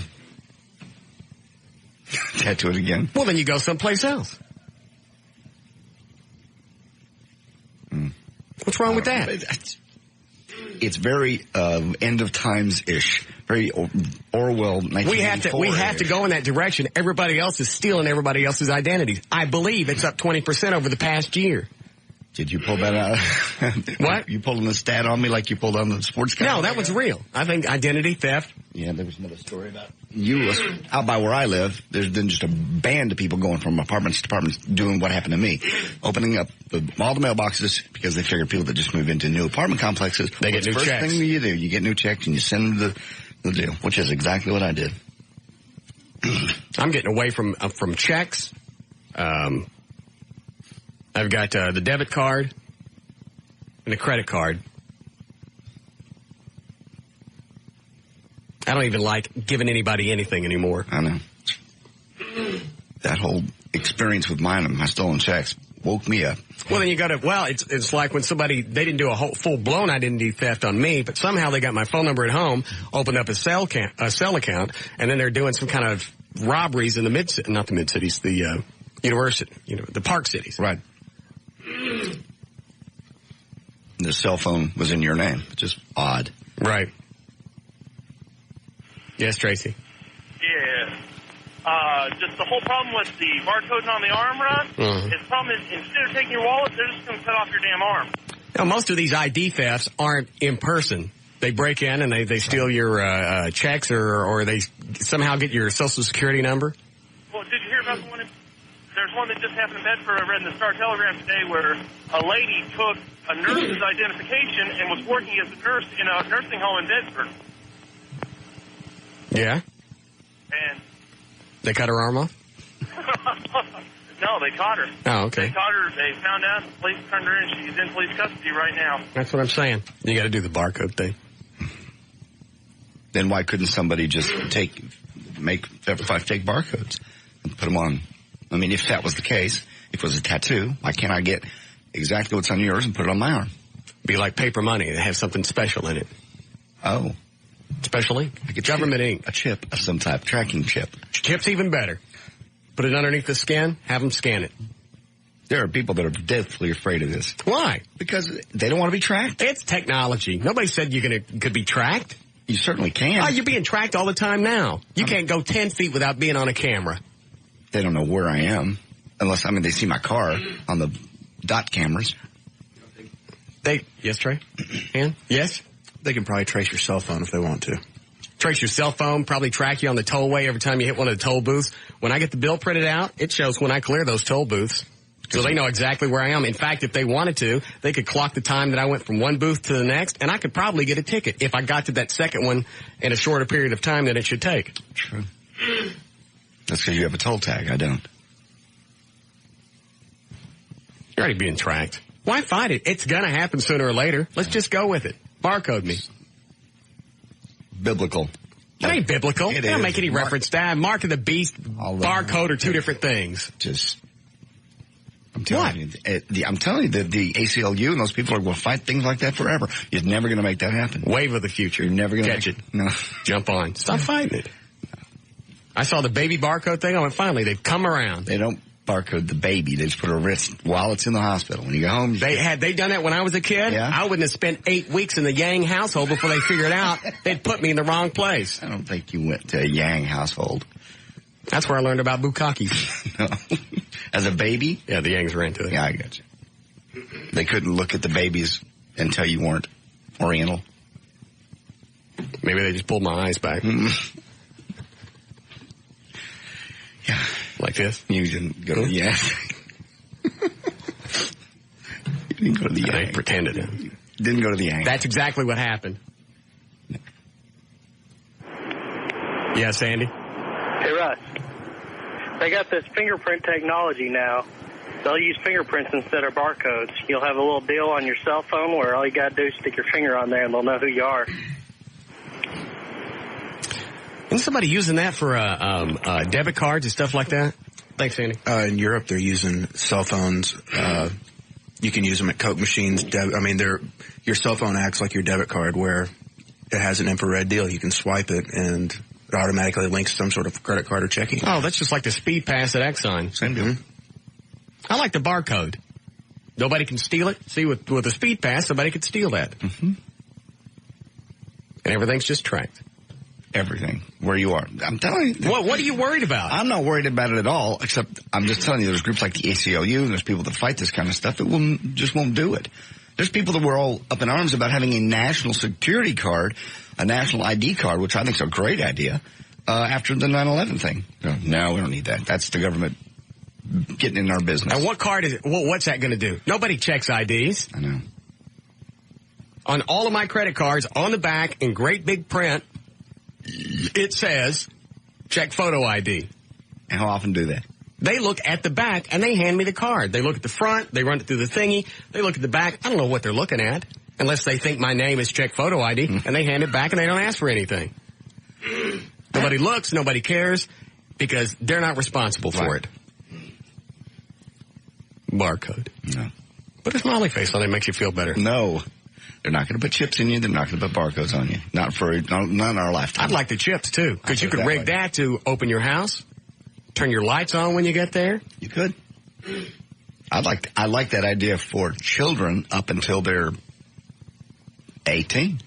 Put a chip in them? Yeah, when they're born. That way, if by chance anybody ever steals them, swipes your kid, you can know right where it is. You can do it with dogs, why not kids? Yeah.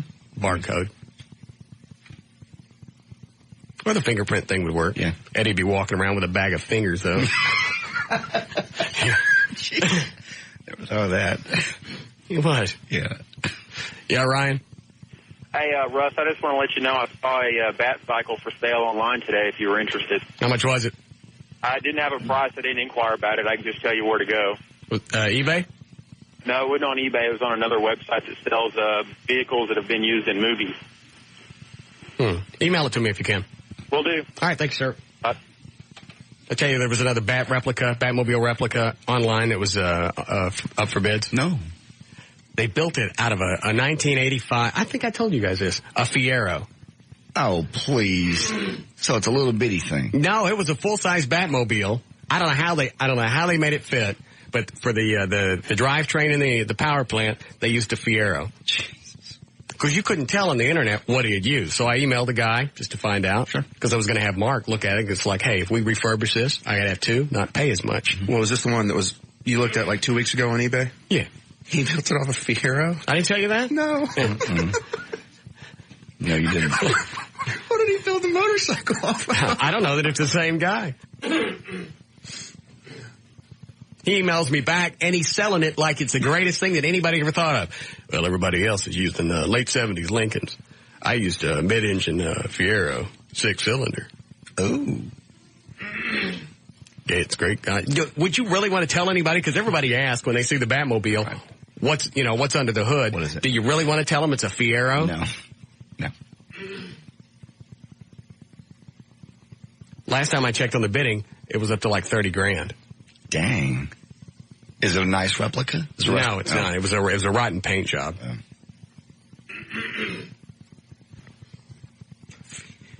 $30,000 for. I mean, yeah, and that paint job is all. But just the fact that it was. I don't even know how he stretched the car out to be 128 inches for the wheelbase. No. Car's going to snap in half. Yeah, Jay?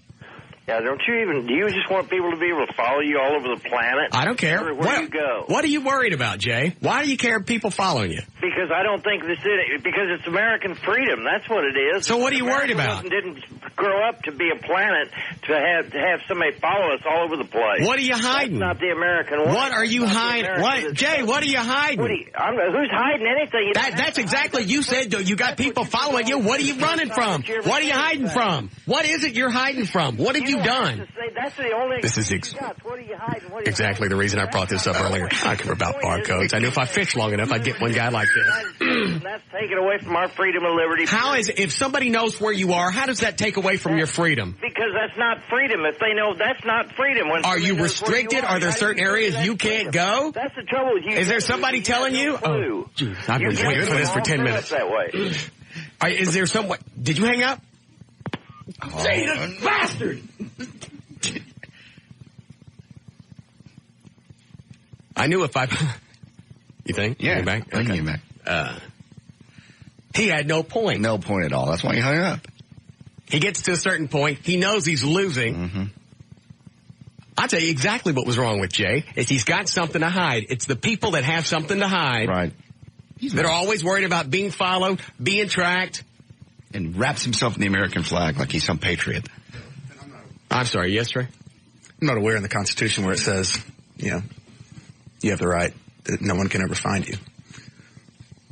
Yeah, that's exactly. You have the right. Just because people know where you're going doesn't mean that your freedoms are being abridged. Yes, that. Mm-hmm. You're not being restricted. You have the freedom to go anywhere you want. People just know where you are. And if you're not doing anything wrong, you got nothing to worry about. He called back yet? But I guess if you're a child molester convict like Jay, you're worried about the government tracking your ass. You have something to hide from. That's terrible. It's mostly the pedophiles that are worried about this. He called back in. That's good. Yeah. Yeah, Bill? Hi, Russ. How you doing today? Good. Let me tell you what. You want to talk about barcodes and tracking and whatnot? We may have another one. Well, I'm a Vietnam vet. I've got a barcode on me. You want to hear about it? Yes, tell me about it. I'll tell you what. I was in WW2. Here we go. You got one. Okay. Them bastard communists, they put this is a barcode on my crank. Because he just said, see. Because I know they're top military secret. Because he just went from Vietnam to World War II. Hey, how did you go from? How'd you go from Vietnam to World War II? Because I'm a member out here. You're what? I'm a member out here. I don't need this. I played high school football at Lake Worth, and I'm a legend in this town. I don't need it. All right, I'm confused. I don't know if this is a host job or not. And I want to know I'll play with him for a second. what kind of woman's going to want to play with a crank that's got a barcode on it? Yeah, it's a hose. How can I get any oil play? Yeah. It took a second, though. Yeah. Jay called back. Jay's too big of a pussy. Yeah. Pussy. Probably cruising all the playgrounds. Yeah, undoubtedly. That's what they do. They call up, they bitch about their rights being infringed upon, and they cruise the kindergartens. You pervert! Hiding underneath an underpass so nobody can track you. Just sitting there with your raincoat and your gummy bears. Disgusted. You call back? No? How are we doing, Eddie? Yeah, Bertie. Hey, Russ. Yes. I wanted to just point out to you real quick something that you might not have thought of.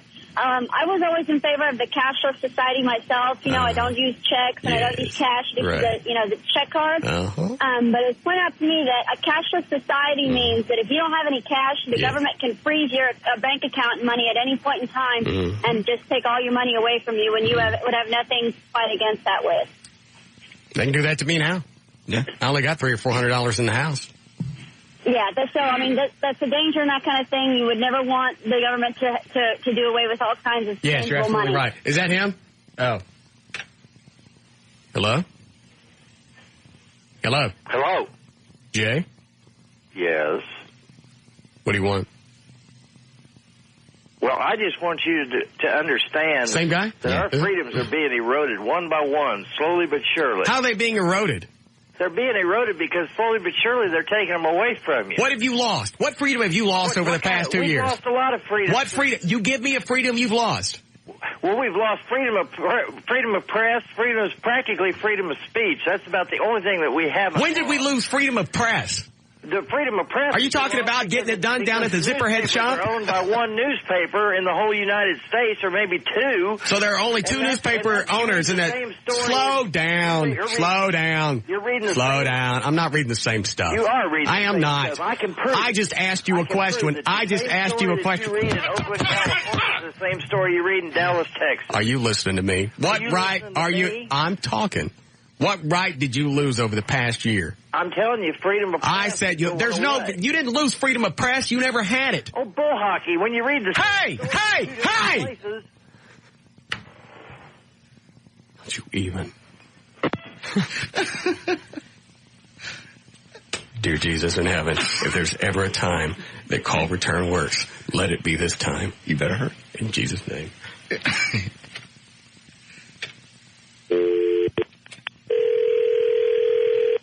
Please let it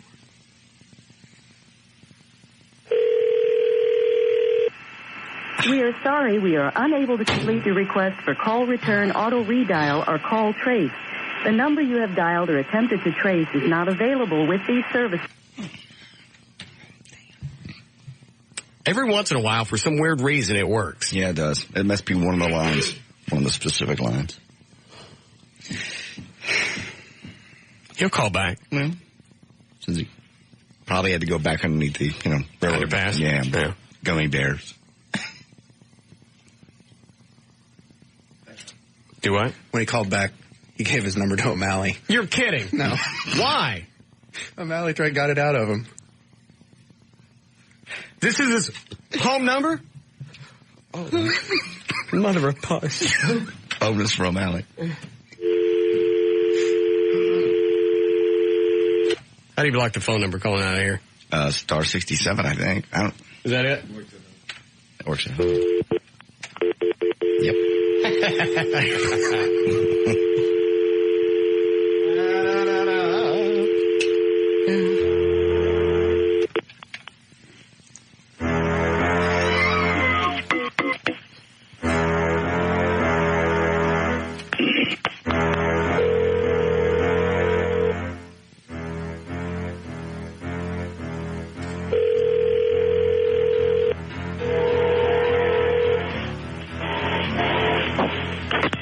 Hello? You communist!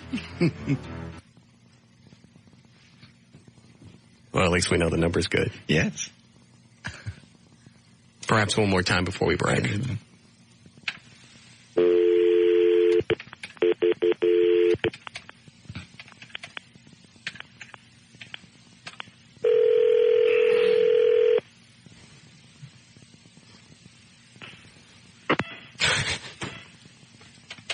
Chiming to Santa pervert. Probably too busy whacking off the Toys R Us magazines. God.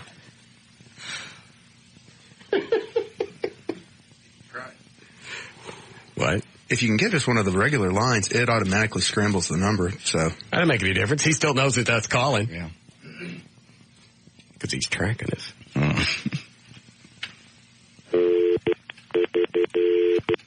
Well, if we have his phone number, can't we get some personal identification? Can you do a reverse thing on this, Eddie? You answer the phone, we're going to run a background check. Hello? All right, you asked for it. Run a background check on that, see if you can find him. We're going to find out what you're hiding from, Jay. Just the fact that you don't want barcodes or you don't want to be able to be identified in this country. You're afraid that people are tracking wherever you go. Now they will be. We're going to find out what you're up to. You either answer the phone when I call back after the commercials, or we're going to tell everybody where you are. You think you're being tracked now? You wait. Yes, Trey? O'Malley said that his wife heard him on the radio, and when he hung up, called him a pussy and called in to give O'Malley his number. Oh, you got the phone number from his wife? Damn. And you thought today was going to suck.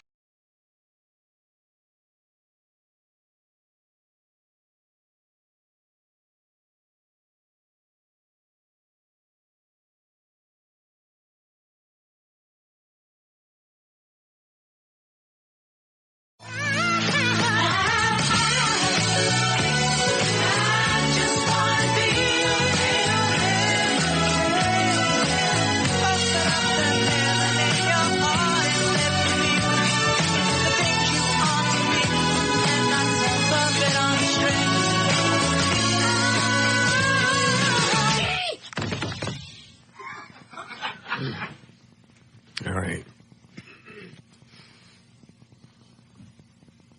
I'm so glad Jay called in today. Yes. I was this close to giving up radio.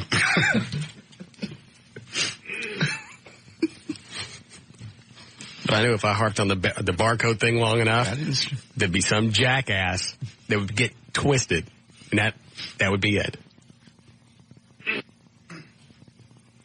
I would like something easier than having to tote around a wallet. No, I agree. That's his wife on the phone? Hi, Elaine. Hi, Russ. How are you? Oh, I'm just having a good time listening to you and Jay. Are you with him right now? No, I'm in my car. I don't want to go home now that you got him riled up. Is he... He's a conspiracy guy. He believes everything, nothing, he can't believe anything that you read in the newspapers. And it won't do you any good to run a background check because everything's in my name. Oh. Why is everything in your name? Did he specifically? Because he doesn't want the government to be able to find him. Mm. Yeah. What is he worried about? I don't know, but you know what? He doesn't believe that the national parks are owned by the United States. He's onto some conspiracy that they're owned by the foreign governments. Oh, really? Yeah. Where's my pen? But now I don't want to go home if you got him riled up. National parks. Because I have to listen to this crap. How long have you been like this? Yeah. Was he like this before you got married? Well, I didn't know the extent of his wackoness. Yeah. How long you been married? Oh, about 7 years. Wow. And he gets pretty heated. See, I refuse to discuss any of this stuff with him, and that's why he calls into shows like yours. Oh, I love this man. Does he have like a closet, or you guys have a bomb shelter or something full of guns? Well, for what was it, 2000? Yeah. He wanted to fill all the empty Pepsi bottles with water, and he wanted to, in fact, we went to a friend's place in Oklahoma City that had a old cellar that they had lots of, provisions in it. Oh, you know, New Year's Eve, 1999 going into 2000, he was beside himself. So, and he was so disappointed that, that nothing happened. Of course. Because that was going to be the fall of our society. Yeah, society. Everything was going to shut down. All the computers were going to crap. They were going to reset. And there'd be no way to make it through it. Mm-hmm. Yeah, he was ready. Well, anyway, I just wanted to thank you for getting him riled up. He's I don't know if I should go home. He's not violent, is he? No. It's just I have to listen to it. What else? What's some of the other things? He thinks the national parks are owned by aliens? Foreign governments, like the Japanese, Chinese. I forget who owns them. When he starts talking about that, I just... that explains Yellowstone. Yeah.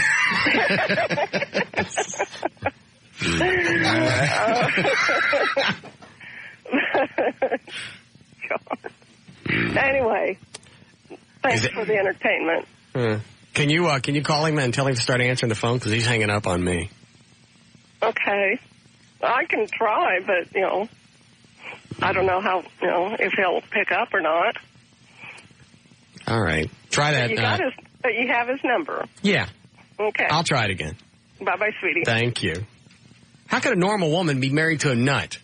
He's probably just gotten worse as time goes by. What did he say, one newspaper? Yeah, the world's, there's one newspaper in the country. They're all owned by one person, in other words, one company. Puts them all out. You have something to say, Trey? Ann? Yeah? Yes? I bet he believes in, the Illuminati and... Siding? Huh? Siding? The Illuminati, it's a secret organization of... Siding? No. That's aluminum. That's aluminum. What did you say? Illuminati. Siding? No.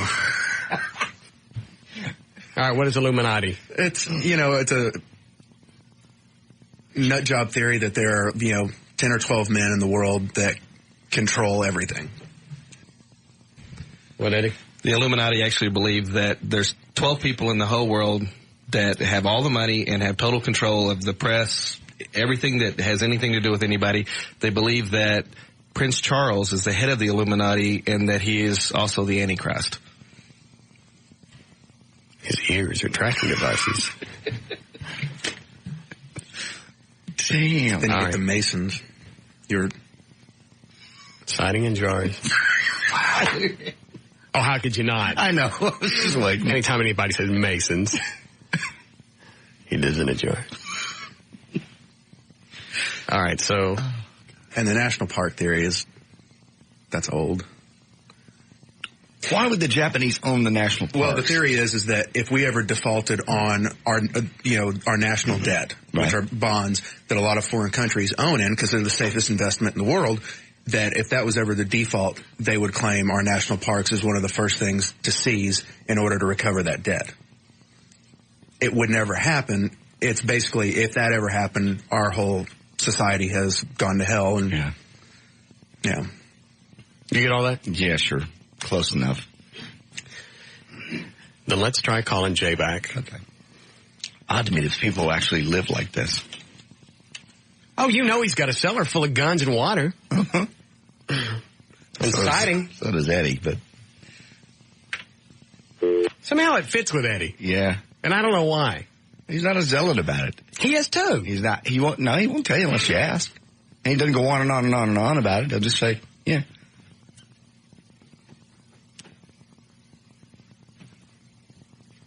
Well, here's a question that's never come up before. Yeah, Julie? Hi. Yeah? I had a question for Eddie, actually. Go ahead. I'm curious as to whether or not he is an idiot savant, because he seems to know absolutely everything. That wouldn't be an idiot savant. He's got to be one of the most knowledgeable people about useless information I've ever heard. That's not useless. That's valid information. An idiot savant is an idiot. Yeah. Yeah. Like an idiot. Yeah. Thanks. I would be closer to an idiot savant. No, that's why when something comes up that requires some extensive background on something, I'll turn and look at Eddie, and if he knows, he'll start talking. If he doesn't, he'll shake his head. Mm-hmm. It is weird, all the stuff that Eddie knows, though. He's very well read on the world at large. Do you stay read up on stuff every day? Pretty close. I have an extensive email service from different people that keep me up on conspiracies and just general knowledge. I mean, it's just something you go through and you just kind of scan, and I don't really get caught up in who ran over who, stuff. I read it, but it doesn't really stay with me. But are you talking about everyday news? Yeah, just the regular stuff like that. But you're bigger into the overall scheme of things, like the Middle East and Armageddon and who caused what, who actually is Muhammad. Why is there a difference between him and Jesus, and different things like that? Because it bothers me that people can say that we have the same ideology as somebody else. When 9/11 happened, everybody said, well, we all pray to the same God, but we don't. And so it bothered me to find out if we do pray to the same God, then why did something like this happen? So I went and found out, the difference between Muhammad's teachings and Jesus' teachings and the Jews and why everybody hates each other. The polar ice caps are melting. Are they? Yep. 4 more years. And then what happens? Almost everything south of Austin's gone in Texas and the entire state of California. I don't need my dad. I got Eddie. Yeah, I know. You replaced your father with Eddie. That ain't gonna happen. 4 years and everything's gone. Just certain places. I'm higher ground's better, but any kind of a valley or something like that's going to flood. Like Death Dallas Valley. is in a valley, isn't it? No. Yes, it is. We're 500, downtown Dallas? No, we're 580 something feet above sea level. Are we okay here? We're all right here. There's like low places around Dallas that'll actually fill up with water, though. Well, like what? Balch Springs, Mesquite? Places like that. Great. Fishing. It'll be like a vast inland sea. It's just going to happen overnight. Just poof. No, it'll slowly happen. That actually makes that noise. Poof, poof. Yeah. Then it all happens. It starts to melt. Where did you get 4 years? Yeah, where'd 4 years come from? They actually sped it up. They said that it was going to happen over 1,000 years at one point 10 years ago. And hang on, forgot to. All right, who let the come out? Well, they're basing it all on global warming and stuff like that, and it's actually going faster than they thought. They lost an ice shelf the size of Texas a couple of months ago, and they thought it would rejoin, but it didn't. It kind of floated out and started melting. So yeah, that's too bad. Sometimes they go off on their own, then they lose their show. Yeah. We got to do news here. Yes. Oh, we were going to call, what's his face? What's his name, Jay? Jay.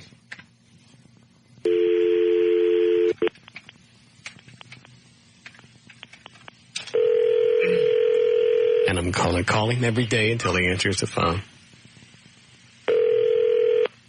Hello. Jay, it's Russ Martin. Turn your radio down.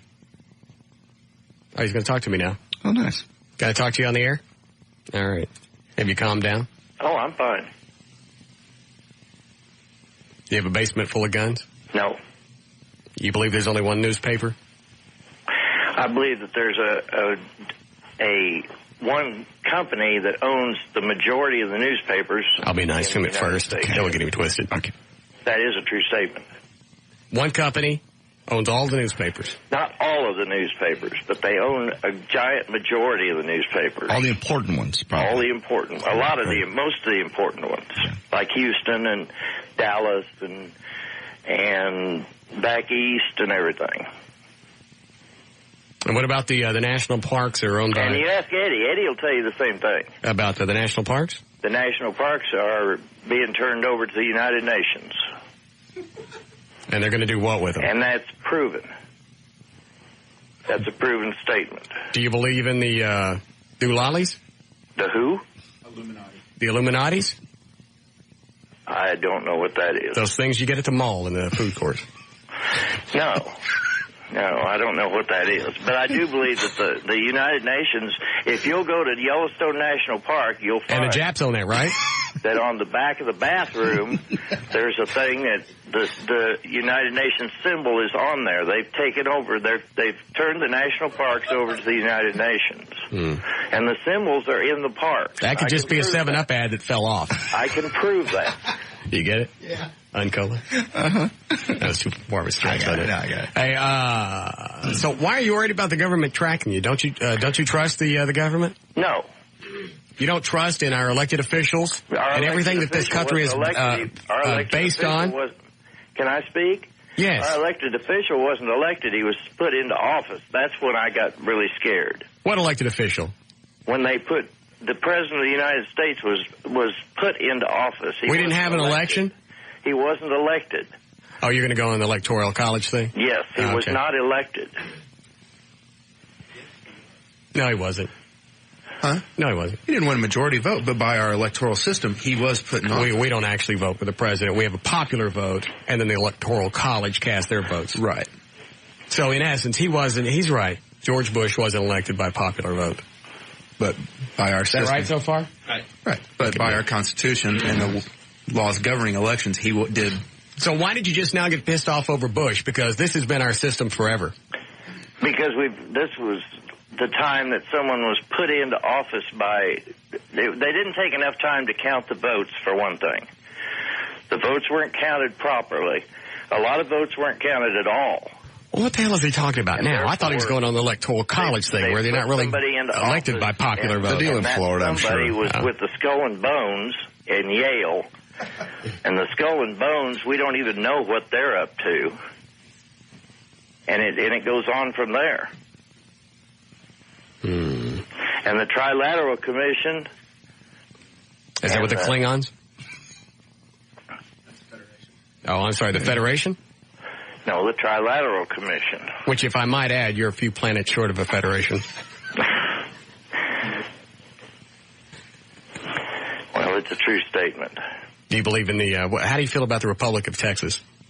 I think the Republic of Texas is great. You think we're our own separate entity? Yes, sir. You think we should separate ourselves from the United States? Not at this point. At what point should we do that? If we find out that there's foreign governments going to take over our government, or have taken over our government, for sure, that we can prove it, then yes, I think we should secede from the Union. Do you have a hand mirror there at the house? A hand mirror? Yeah. Why, you want me to look at it? You're going to say you're looking at a nut? No. I want you to drop your pants and check something for me. I've got a hand mirror, but I don't need a hand mirror to check. I need you to check. No. I need you to drop your pants and check your rear end. No, my head's not up there. No, I don't think your head's in there. I think there's something wrong. Something's wrong with your probe. Well, of course, if it does any good. But see, our president was put into office. Mm-hmm. Like, that's how they do dictatorships. They just put who they want in. Right. And the two-party system is really just a one-party system because they're both for the same thing.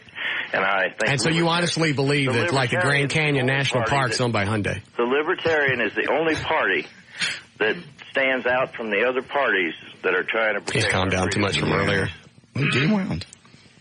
So why is it you're worried about being followed? I go back to that. What is it you're worried about people finding out about you? What are you hiding? People should not be there shouldn't be the... Absolutely. I think when we're born, we should be biometrically marked. Every single person. Biometrics, because people should not be tracked. Absolutely, we should be tracked. We should know, the government should know where we are every instant of the day. No, they shouldn't. Absolutely, they should. Because that's against the Constitution. That is not. Where is that? Where does it say in the Constitution that you can't be tracked? You have the right to not be tracked. It says that we have a right to freedom and liberty. And how does that stop you from your freedoms? It stops us from freedom and liberty because somebody's following us. We're not supposed to be. That's not supposed to happen. What is it you're worried about somebody seeing you do? I'm not worried about anybody seeing me do anything. Go get that hand mirror. He's not going to get mad. I got your hand mirror. Well, here's what we're going to do. We're going to run a background check and find out exactly what you're hiding from. Well, you can do whatever you want. That's not a problem.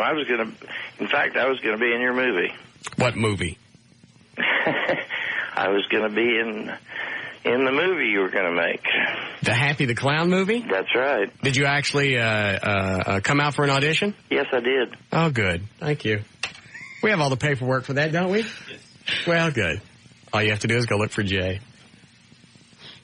It'll have his full name. Uh-huh. Probably won't have his social security number. No. Because you know how big of a nut he is. Yes. Well, good. You ready for news? Absolutely. He wasn't as good the second time. Yeah.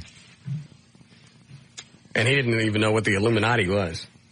That's pretty weird. Is it? Yeah. That he didn't know about it, or the Illuminati? Not really. Which part is weird? Well, kind of that he didn't know about it, because most conspiracy are based on around that. But I mean, honestly, it's kind of a Christian-oriented. People that think that they're really, really Christian, overtly Christian, I would say, believe in the Illuminati. And a lot of people that just, if they want to secede from the Union and store guns in their cellar, they're not all that way. Oh. I'm sorry, you said? Yes, Han? What is the crossing bones or what? Skull and bones. Skull and bones. When he mentioned that, I'm surprised you didn't either know about the Illuminati or refer to the Masons, because those are your two big jarheads. Your two big focal points for conspiracy as people that run the whole entire show. Maybe he's just now getting into it. He said it wasn't really pissed off until Bush got into office anyway. Right. What's it about to do here? News? Oh, yeah, that's right. Hang on. Yes, Melanie? Russ, it's Melanie. I called you a couple days back, and I've got to tell you, I've got a problem. I saw you on Friday, and then I talked to you earlier this week, and... Where did you... Oh, that's right, at the restaurant. What? I forget. Well, you said you saw me, and I didn't remember what you were talking about. Friday. I got I it. saw you Friday. You're the one that... Yeah, I got it. And I heard you cussing, and I think now I can last like 2 days without hearing you cuss, but it's been 2 days, and I've been trying to get in all day to talk to you. You've got to cuss at me, and you've got to say something. It turns me on so much, I don't know what I'm going to do. I've like already talked to my boyfriend into going to the restaurant that we were at last Friday, hoping that you're going to be there, and I can hear you cuss again, so I'll be able to last through the weekend. Are you in the bathroom right now? I'm hiding from my boyfriend's already home, and I don't want him to know. He doesn't know why all of a sudden our sex is like unbelievable. It's because I hear you cussing in my mind. Because I am the Illuminati. The what? Trust me, that's what I am. Can you? I'm a fruit and ice drink. Yes. It turns me on so much. You have to cuss. I think that's Fruit Lottie, but that's all right. Close enough. Russ, I'm serious. You're laughing at me. All right. You want me to cuss? Yes, please, cuss.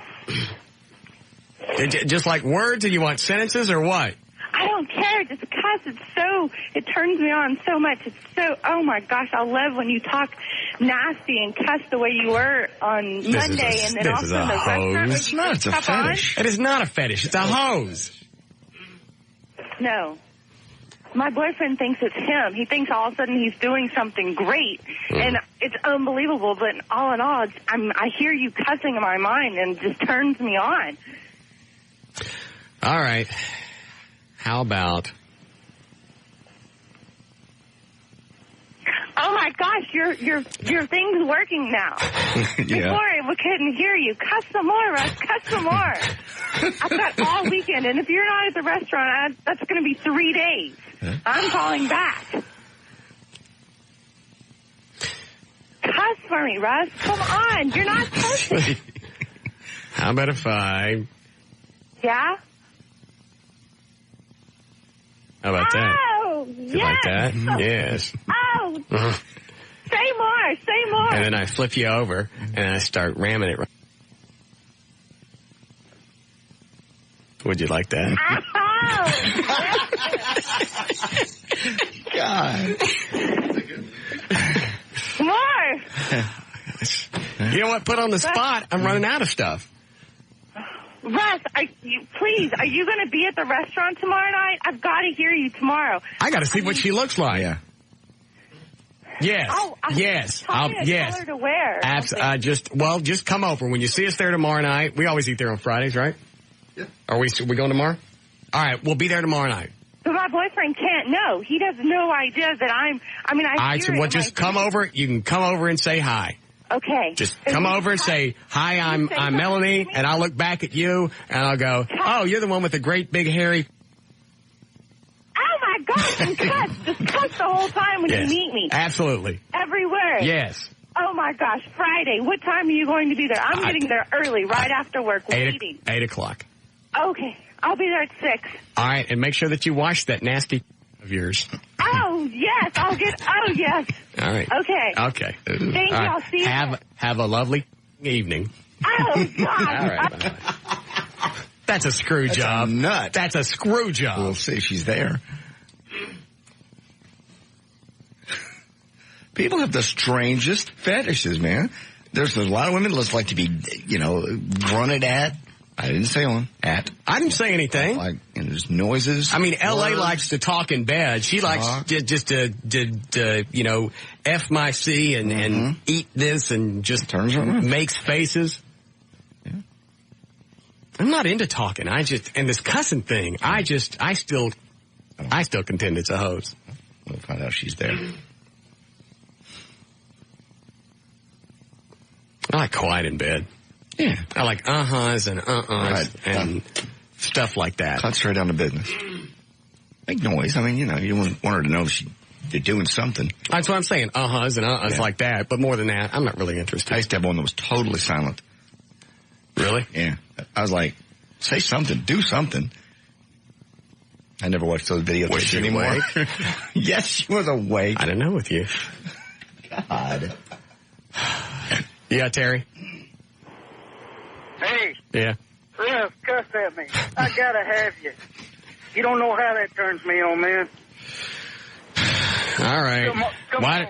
Why don't you come up here? Damn. I don't think so. Have a good one. I'm glad I could help you out. Yes, Mr. Trenholm? Because I was out of here earlier. Do we know how JD's training session went last night? His first one with his hot little trainer? Oh, what happened with her? Last night we just did a body assessment. She measured. It's awfully embarrassing, too, to take your shirt off and have to be pink. Why you got to take your shirt off? Because she has to... Why can't you go to the T-shirt? Check body fat. She has to do the calipers and everything. I'm not doing that. Check body fat. Well, you don't have to. You can do whatever you want. I'm doing the full... What'd she say your body fat was? I don't want to say anything. It's kind of embarrassing. It's not bad. It is bad. It is not. Anyway. But it's, because she's in great shape. I'm kind of... She hot? Not. Yes, she's very hot. Single. She is. Mm-hmm. Joy didn't have a problem with any of this? No, she knows it's for the show and it's professional. She's fine. Even after the results of the lie detector, she's okay with this? Yes, she's fine. She's fine. Oh, I forgot. That question never came out. Stop it. My mistake. Stop it. Are we doing this? Of course. When can we meet your new trainer? You want to come up here? Yeah, I'd like to see her. Okay. I asked her last night. I said, how much of this do you want on the air? She goes, well, it's a promotional deal. Yeah, promotes 24-hour fitness. Have her come on up. Okay. Maybe she'll check my body fat for me. She could do that. She could bring the little calipers with her. I start working out on Monday and Wednesday of next week with her, and then Friday by myself. 2 days a week with her. She got big cans? I'd rather not discuss that. How big are they? I'm not going to discuss that. B cup? I'm not going to discuss that. C cup? She tan? Yes. Firm? Yes. Yeah, how old do you think she is? She's 27. And she's single? Mm-hmm. You guys going to be working out together? Mm-hmm. Professionally. That's what she does. Yeah. She works running around with a hot, sweaty, tan chick? Stop it. Stop it. God, if I could get my... Stop it. This is not healthy for me. Quit it. You know that.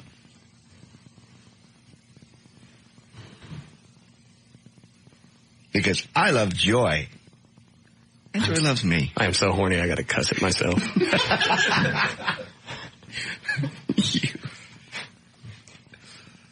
I'd like to be in my own butt. I've seen pictures of that. Not you, but other guys. I'm always...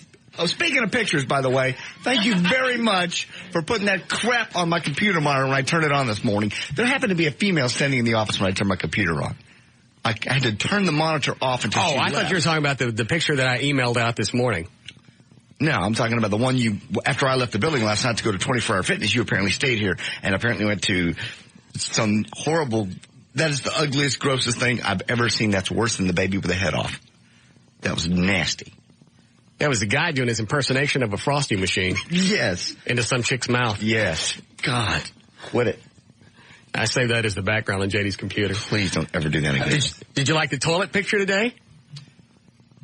What did I? Did you not get it? Oh, of your toilet, yes. Yes. That was, what are you doing sending that crap through the email? That was huge. It was gross. I don't want to see anything that ever came out of your body. I couldn't believe it. I don't and you know want to what? see that. That picture was after I had flushed once. I will say it was mammoth, but don't send me back. I have never, ever, I weighed, right before I went to the bathroom. Are we all right on spots, Eddie? We're okay. All right. Right before I went to the bathroom, I knew it was going to be a big one. What? Are you taking something to have? No, it just happened. In fact, I went to the bathroom to start, and I was pushing too hard. I went, all right, it's going to be a big one. I'm going to go weigh. Just so I could see how much it was. Why don't you just do it right there on the scale next time? So I run downstairs and I weigh, and I come back upstairs, and I swear to God, I didn't think it was going to come out. It was another one of those, I'm going to have to cut myself open to get the whole thing out. Cesarean turd. Because I got, they cut you right here just to get it out, right above your crack. My left hand's grabbing a hold of the sink, my right hand's on the door jamb, and I'm just pulling. Don't send that stuff to us. And then finally, when it started, 2 bowls. Yeah, I filled up the first one, and I went, I better flush. And I went, I must be done. And then I just kept going. But huge. Yes, I saw it. Thank you. Thanks for the lovely shot. And the caption was good. Well, I forgot about that. Was this the Nell Carter caption? Yeah. No.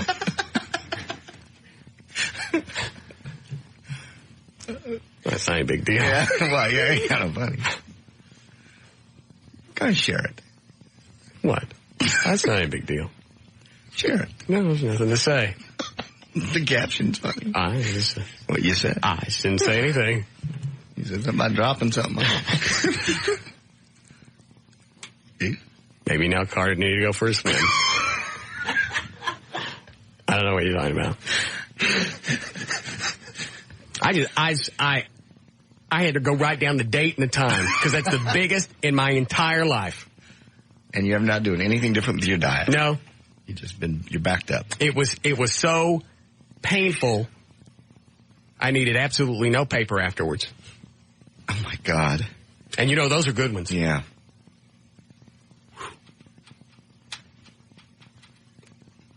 Congratulations. I think I'll post it on my website.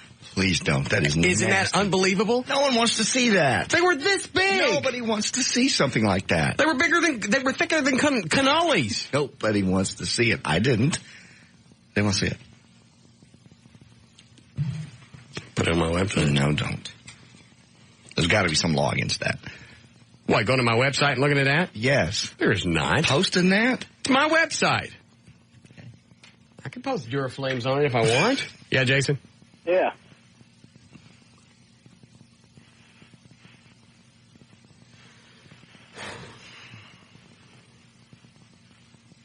Hey, Russ. What? Hey, I got a question. If you were taking a hot chick out, a real hot chick, and you weren't quite in her class range, you wanted to impress her quite well, what would you do? Where were you planning on taking her? I really don't know. Where'd you meet her? Actually, at my place of business. How excited does she seem to be going out? Fair. I don't know. I'd dump a lot of cash right at first because I've done that in the past, and those don't always seem to pay off. In fact, the more you go out of your way to impress them, the more they think that you're trying to impress them, and they're nonplussed. But I don't want to impress her too much right off the bat because then she don't know who I am. I don't want her to expect something later on. You see what I'm saying? Who understands what I'm saying? At that one. Yes, Mr. Trenholm? I think he means he doesn't want to give her a false impression about who he truly is by taking her out someplace real nice. And I just said, don't take her any place really nice. Okay.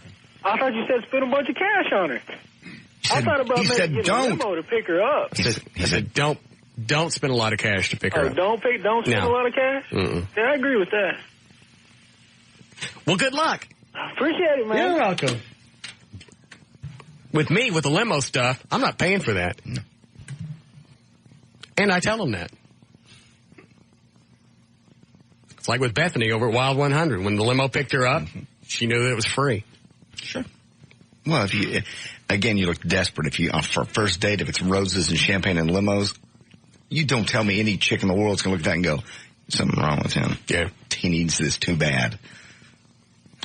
You almost want to go out of your way to seem sort of not interested. Sure. But just enough to throw him off. Mm-hmm. Which reminds me, Trey said he had a date last night. Who was it with? A girl. Good start. Oh, look at the face he made. It wasn't a girl. Who was it? It was a girl. Where'd you meet her? At a bar. And? We went out to dinner last night. What were you doing at Cape Buffalo? That's where I took her to eat. And it was karaoke night, which is quite entertaining. Did you see him there, or did you just hear about it? No, he sent me an email about karaoke. Oh. When are we going to meet this chick? Probably not anytime soon. Why not? Didn't go well? No, it went very well. She's a little wary of the show. Why? What's her name? Why? I have to think of a name for her. What's the name of the bar you met her at? Met her at the Loon. You bang her yet? No. You try? No, I mean... Did you roll your marbles? No, didn't roll my marbles. Getting stinky finger? Nope. Did you kiss her? Yeah. Play with her cans? Yeah. First date? That's not bad. She white? Yes.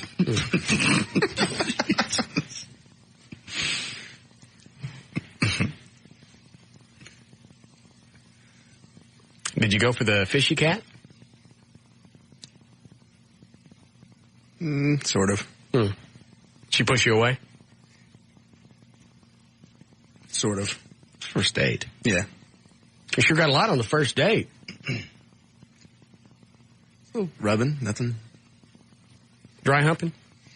Yeah. You do this back at your mom's house? No. Where'd you do it? Her place. Look at the big boy. You go sit in your car and pound it? Who? Your car. You go sit in your car afterwards and pound it? No. Yeah. You wait till you get home? How is your mom? I walked right into that one. You should have a flat face by now.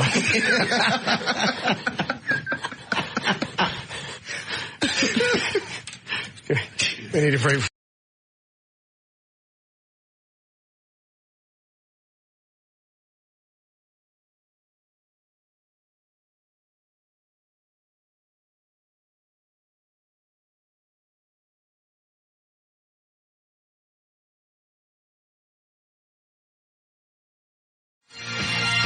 And we're going to do news here. Yes, Cindy? Oh, I was just wondering, you never said how much your turd weighed. Isn't it funny how relationships with broadcasters have changed with listeners over the past 20, 30 years? Certainly I mean, could you imagine anybody ever calling Chapman up during his show or Stevens of Pruitt asking how much their turd weighed? Not ever. I don't know. Hold on. What do you weigh, Trey? Sorry. I got on the scale. Thanks, Cindy.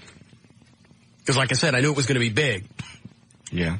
Anytime you got to grab a hold of the sink and the door jam, it's going to be a big one. Yeah. So when it wasn't coming out, I went, I'm going to go weigh, and then I'll go potty, and then I'll go weigh again. When I got on the scale beforehand, I weighed 163. Okay. When I came back, weighed 108. Did not. I did. It didn't weigh 108. Yes, I did. No. Didn't happen. How much did it really weigh? It wasn't 60 pounds or whatever that is. 163, 108. That's 55 pounds. That's what it weighed. No. No. Did you just forget to weigh again? No. You don't weigh 108 now. I had to get stitches. I don't believe so. It was huge. I believe it had its own Lone Star card.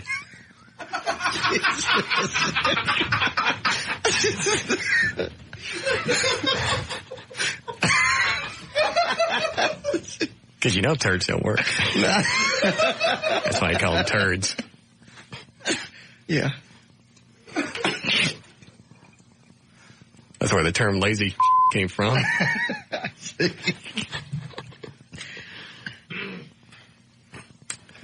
All right. Take this and we'll start news. Yeah, Stacy?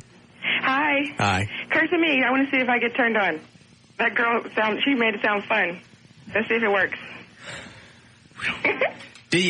Have you gotten turned on in the past? No, but, it must be something that you're saying that is... I had said absolutely nothing different than you just hear somebody... Cuss. Yeah. Okay, do me. All right, let me think of something. Okay. Do you want me to say something sexual to you or just cuss in general? Whatever you did to her. Oh. Well, I told her that I was going to bend her over and... Oh, good. Okay, tell me some more. It works.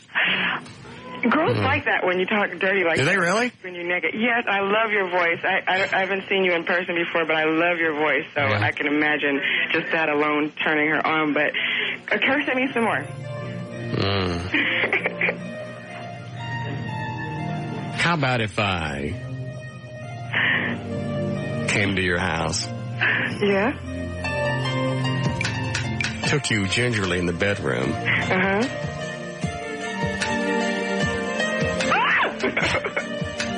And then in the back? And then in the back. All right. I like that. Will you pull my hair, too? Absolutely. Okay, but you're not cursing enough. I know you probably gave her more curse words than you've given me. Just curse. All right, here we go. I'll come over.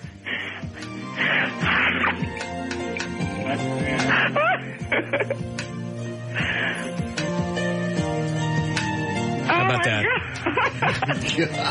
I don't know if I should be turned on or humiliated. Well, I don't know if they both fit in there if you cut them off. Yeah. I got D's, too. Yeah. Yeah, D cups wouldn't fit. And a virgin butt. Yeah. All right, I'm glad I could help. Thank you. Have a lovely evening. Bye. Bye. Freaky. Cuss at me, and how much did your turd weigh? Been a busy day. Yeah, it has. One of them, the first one that came out. Oh, Jesus. Because, there's always the first one and then several smaller ones. Sure. It's kind of like a great big cow with little eaglets to follow it. Yeah. Egrets? What do they call it? Egrets? What are they called? Egrets? Yeah. It's a big cow with little birds that are hanging onto it afterwards. Right. That's kind of what it is. It's the great big one that comes out, the asteroid. Sure. And then all the little things that follow it. Yeah. It was this big. Hang on a second. It wasn't that big. Hold on. It was that big. It was not. It was, yes, it was. I don't think so. You would have had stitches. I should have, had I thought about it, I would have run audio tape. I don't think that's going to come out. Childbirth sphincter is chicken ass. Okay. I don't have a picture, thank God, of the first one. Thank God you only took a picture of the second one. Yeah, what you guys got was the second wave. Because I didn't know another bowl was coming. I thought I was done. And I'm getting ready to get up. The second wave hit. It's 2 full bowls. Congratulations. First one was that big. It wasn't. You're holding it. It was the size of a Dos Manos burrito at Baja Fresh. No. It was that big. It wouldn't have come out. You'd still be in pain. And right as it's going down the toilet, sure, it smiled at me. With his Lone Star card.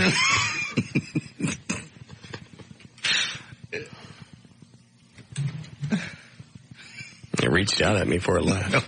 Yes, it did. No. It's actually quite scary. Yeah, it would be if that happened. That's good. Oh, all right. You ready for news? My head, sure. La-da-dee-dee-dee-dee. Okie-doke, 606, J.D. Ryan's on the new 105.3 FM Talk with News. Thank you, Russ.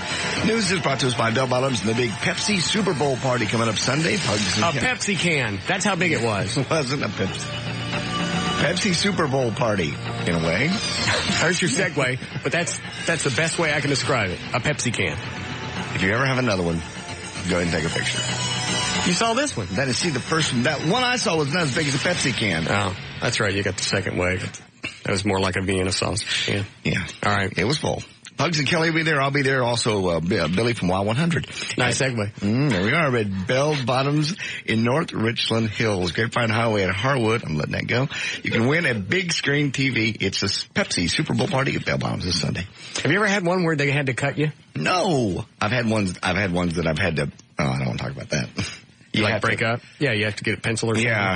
Yeah, you have to.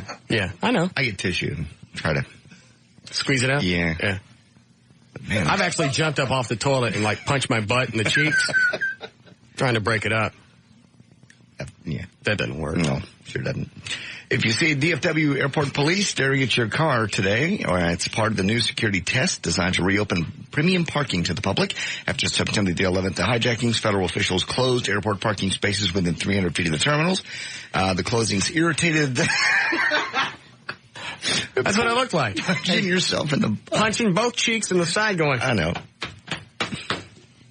It don't work. It still hurt. You got to poke it with a pencil. The closings irritated the nation's airport officials who said the 300-foot rule made no sense because taxis and other vehicles were still able to pull up to the front of the terminal. I wonder what would happen if it hurt so bad to do it and you just decided not to.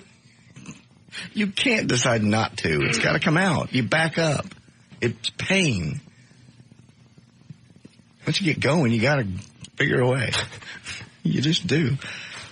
Airport will be conducting closer visual inspections of cars and random searches only at Terminal B. I thought I was going to have to call the fire department. Bring out the jaws of life to get it out.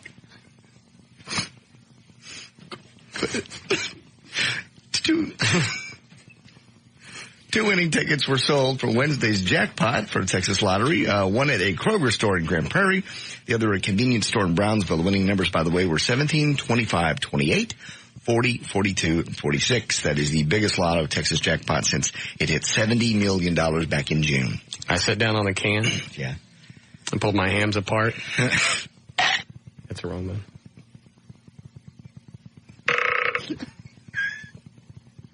You know what I heard? No. Who dare? That's how big it was.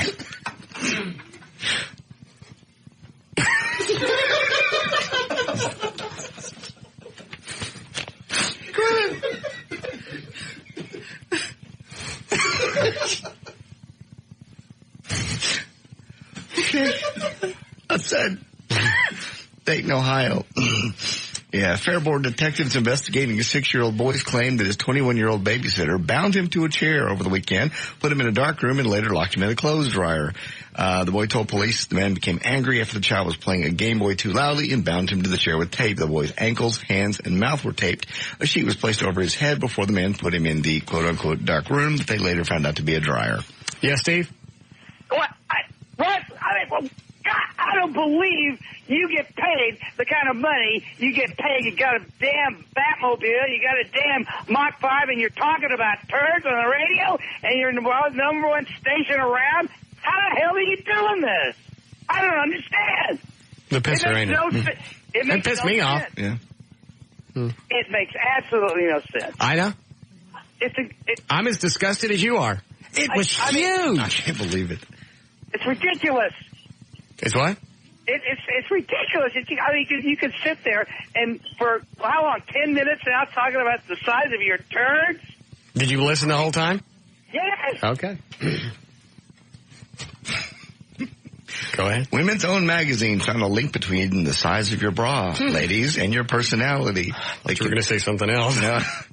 No, of your bra. Okay. And they can tell you what your breast size says about you. Let's see if they're right. A-cups. This is according to Women's Own Magazine. Now, is A-cup flat-chested or just really small? That's flat-chested. Really small. All right, so far you're wrong. Okay. Everybody else says really small. I ain't got a clue.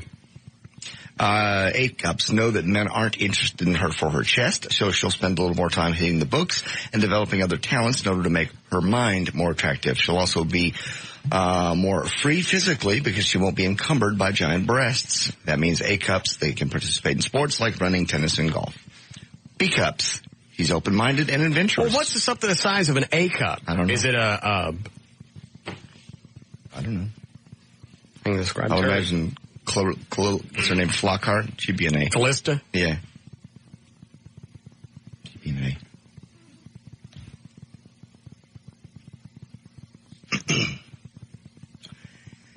Okay, B cup is open-minded and adventurous.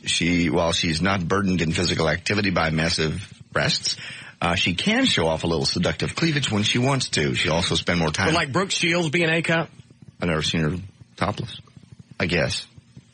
Well, you've seen clothes that she wears, and there was a one shot where she's like this with no top on with her hands covering up her cans. Yeah, probably. That'd be an A cup? A really small B or an A. Because, it's just barely a bump. An A just shows that you're actually mature. All right. She'll also spend more time enhancing other traits or physical features like her eyes, her waist, her legs, or her backside. The B-cup woman knows that her talents and competence, not the size of her breast, that will decide her professional matters. C-cup are by far the best cups to have. The C-cup woman has the confidence to know she can use her chest to her advantage, or she can cover it up when she wants to.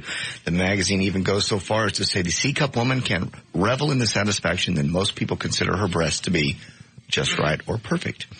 And the D-cup, finally, the woman exudes sexuality. However, she'll sometimes feel like she's objectified. People value her more for her chest than her brains. Yeah. There's a theory that men are attracted to D-cup women because men feel less threatened by them mentally. D-cup women who understand it's possible to be both smart and voluptuous are the ones who come across as confident, sexy, and liberated. So there is one. I don't like the ones that are too big. Yeah. Just the enormous ones. I saw one. Well, I mean, if you see the chick and that's the first thing you notice, those are too big. Yeah. I went out with the chick last weekend. She's going to get a reduction. Did she ever? They're not fake? No. Oh. They're huge. I mean, huge. Huge. Not as huge as my dookies. But they were huge. Well, eventually they're going to be huge and saggy. But she said she's got to run all the time and rollerblade and everything and work out just to keep her body in shape. Yeah. So obviously she's supposed to be, fat. Yeah. Got one in the oven. Yes, you do. Yes, Stacy? Hey, Russ. Yes. If you do not go to the potty and you hold it for a long time, they will go in and they will de-impact it. Oh, can they do that? Yes, they can. Oh. You lay stomach down and... I got it. I really thought I was going to have to do something different today. I cried. No, you didn't. Yes, I did. You cried? Yes. Why? It hurt that bad? Come here. No, not going to do it. There's news and information brought to us by 24 Hour Fitness. There's one near you. 1-800-204-2400. I'm J.D. Ryan on the Wasn't really the thing coming out. Right. It was the Lone Star card that was cutting me. Let's talk to Rocks, Texas, the new one.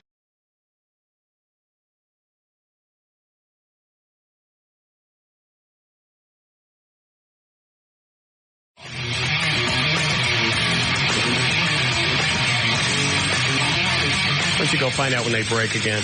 Okay. Because we totally missed this one for the setup. Okay, let's see. We'll do traffic here with Gail. All right, check on traffic. Here's Gail Lightfoot. Brought to you by Nissan and your Nissan dealer. On southbound 35 South R.L. Thornton at Illinois and Oak Cliff, there's a wreck in the HOV lane. On eastbound, now this is in Mesquite, eastbound Highway 80 at 635 LBJ, the roadway is blocked by an overturned truck. On eastbound I-30, East R.L. Thornton at Jim Miller, there's a car that's on fire, and the right lane blocked. That's your heavy side of travel. Of course, it was already heavy from an earlier problem. Northbound Tollway at Legacy, there's a multi-car crash, and in Arlington, westbound 20, once you get past Bowman Springs, an accident off to the right shoulder now has traffic slow from Green Oaks. Make Nissan your one-stop shop for service, parts, and quality. Always take your Nissan to your Nissan dealer for factory recommended, scheduled maintenance, and know it's ready to go when you are. I'm Gail Lightfoot with traffic on the new 105.3 FM Talk, the talk that rocks Texas. Thank you, Gail. Going to be very, very cold tonight, down into the mid-teens. So again, bring in the pets and the plants and anything else you want to see tomorrow. Tomorrow should be about 40 degrees for the high. We're at 27 now at the talk that rocks Texas, the new 105.3 FM Talk. All right. You are baking one, aren't you? Yeah, I got one cooking.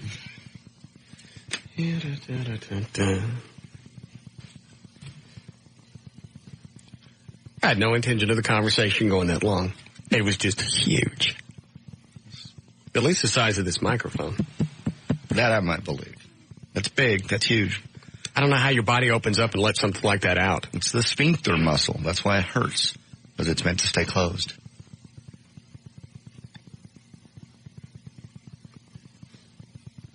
Mine was working. Yeah. What are we playing today, Eddie? You want to try the bitches fat again since we missed it yesterday? Oh, that's right. We never got around to it. Yeah, that'd be all right. Line me up 3 fat bitches if you would, Dan. When do they break again? 10 minutes.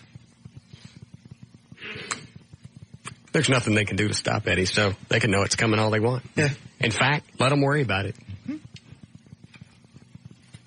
Health plans to your family. That's the audio right now on their station. Okay, good. Hey, Russ, what's going on? Nothing, Dan. I've heard you talking about the chick from Wild 100 in a while. Are you still going out with her? Nah, we just went out that one time. What's the deal? I don't know. That just across the hall, that's a totally different mentality. Definitely.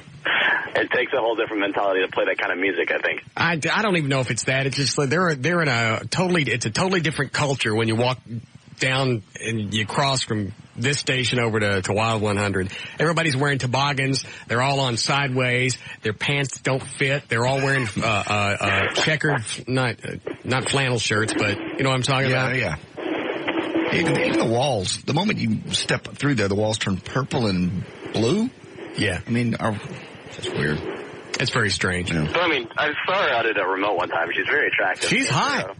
Yeah. Can't your weenie break, the gap of their weirdness? I don't know. Plus, she never called me. So you got ditched? Possibly. I just never called her back. All right, thanks, man. You bet. You just get those chicks that you go out with, you go, no matter what we do, we're not going to get along. Yeah. It was one of those things. And it could be just because I'm too old. You're very set in your ways. They're party people. They like to go out and they hit the clubs, and it doesn't matter what night of the week. They want to go to the Red Jacket or someplace on Greenville or wherever. Like, after Bob's party, everybody went down to the Red Jacket. I'm like, no. But I've never been like that. Even in my 20s, I didn't like to go out a lot. I did. So.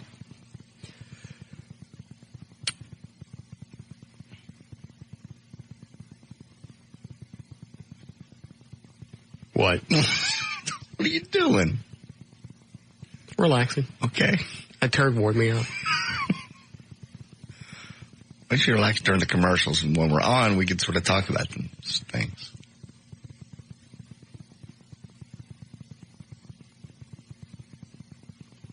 Okay. We have something to play for today? Yes, we do. What do we got? What is it, Trey? Oh, did I tell you that I talked to Greg Stevens? No. The old program director at the Eagle that brought in Rich Bear and screwed me around. Right. Yes. How was Greg? Where did you find him? Was he in Louisville? Is he still bald? I didn't ask if he was still bald, but he is in Louisville. Yes. Did he say which station? No. I'm guessing from what his wife said, he's working nights at some place. He's on the air? I don't know, but if he's working nights, he's on the air. Yes. Program directors don't work at night. Well, I know because last night I called after the show, and she said he won't be home until late. He's usually around in the morning, so. Wow. It's not good. No, he went from program director in Dallas to San Jose, now to Louisville, Kentucky, and he's on the air? The air, yeah, at night. Well, he didn't say that, but I'm just saying. Well, if he's working at night, he's a jock. So, I asked him, told him who I was, and told you you'd like to catch up with him. Was he excited? First question out of his mouth was, on the air? I said, yes. No. Why? He said he had no desire to go on the air with you. I said, was he ugly? He was curt, short.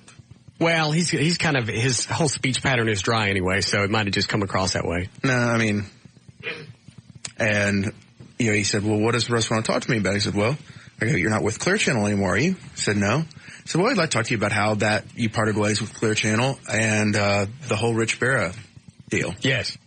He said, I have no desire to talk about that with him whatsoever. Man, he's turned into a little bald-headed penis. Mm-hmm. And then I said, well, can Russ call you just to catch up? And he said, I suppose.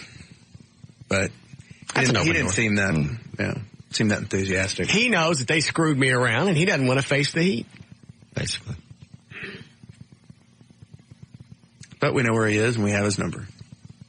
And he's working nights. Very sad. Mm-hmm. Good. All right. You get everything loaded? And here we go. You got fat chicks lined up there, Dan? Hey, all you fat bitches, come on down. You're the next contestant on The Bitch is Fat. And now, your host of The Bitch is Fat, Russ Martin. All right.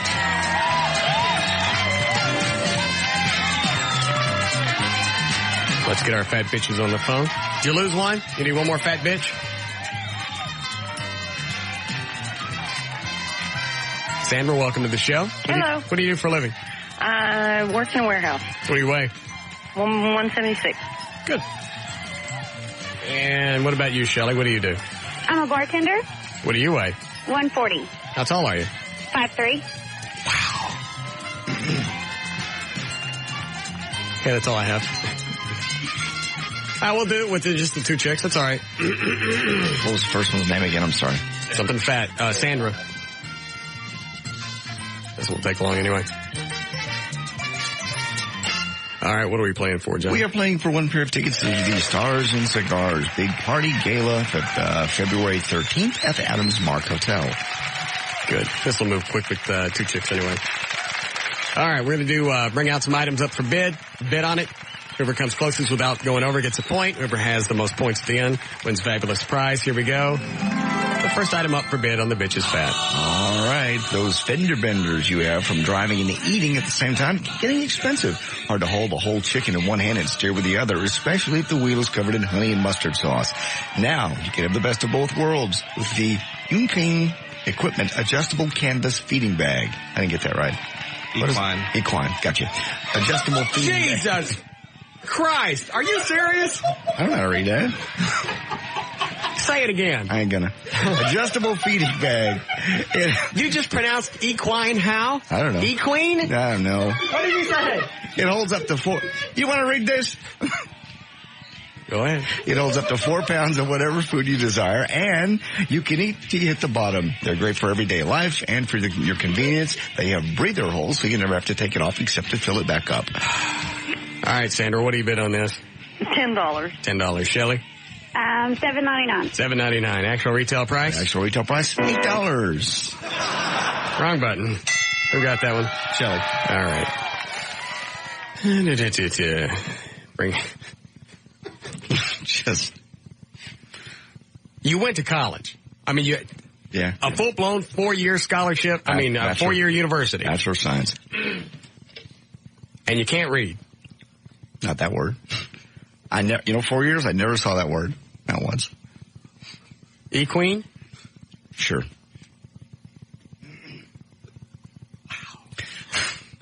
All right.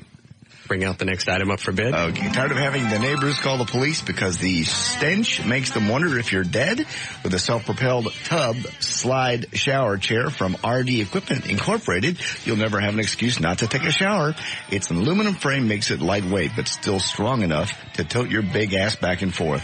It has a slide attachment that stays in the shower, and you simply pull the chair up next to it and slide across. Most of your body will be clean in no time. All right. What do you bid on this, Shelley? $29.99. $29.99. Sandra? $14.95. $14.95. Actual retail price? Actual retail price is $3,095. Shelley.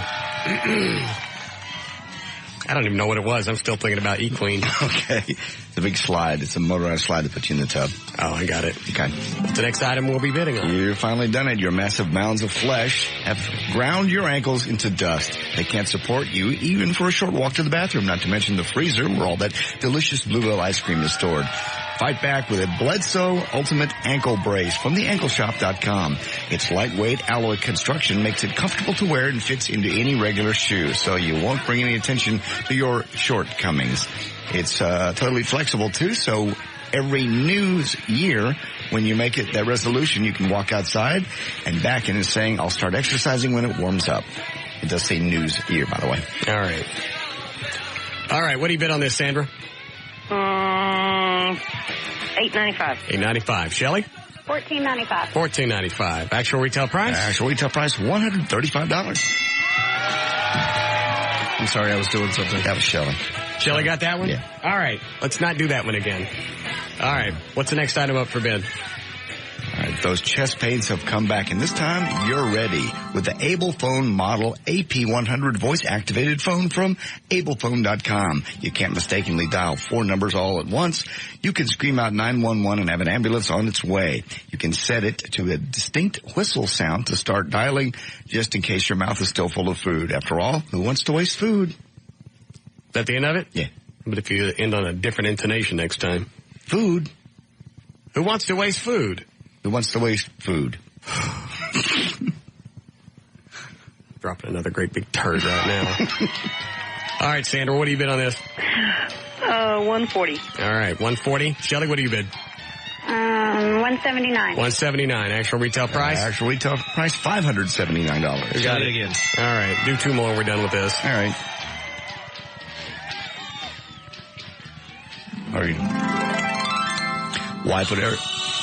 Why put everyone through the pain of trying to get your fat ass into a van, even if they were strong enough? Shoving their faces and hands into the unwashed folds of your flesh is just disgusting.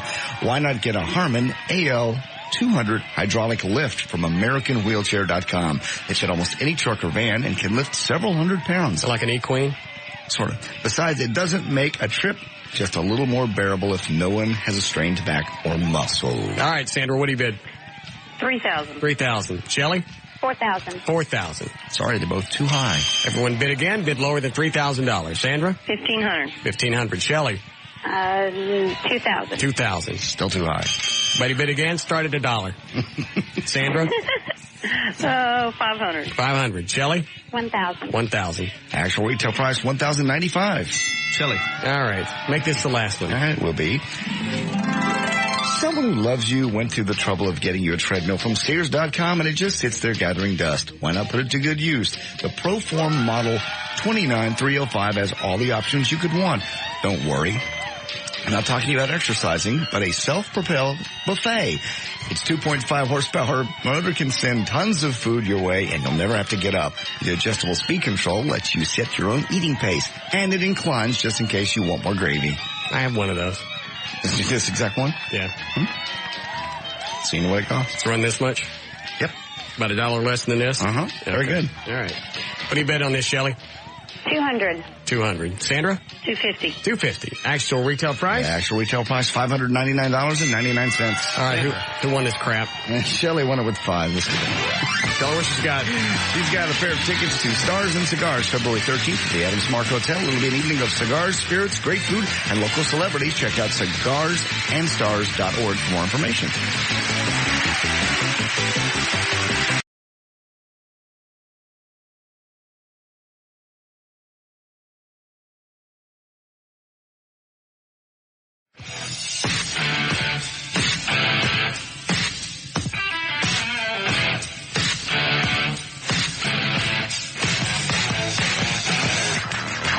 How many are there?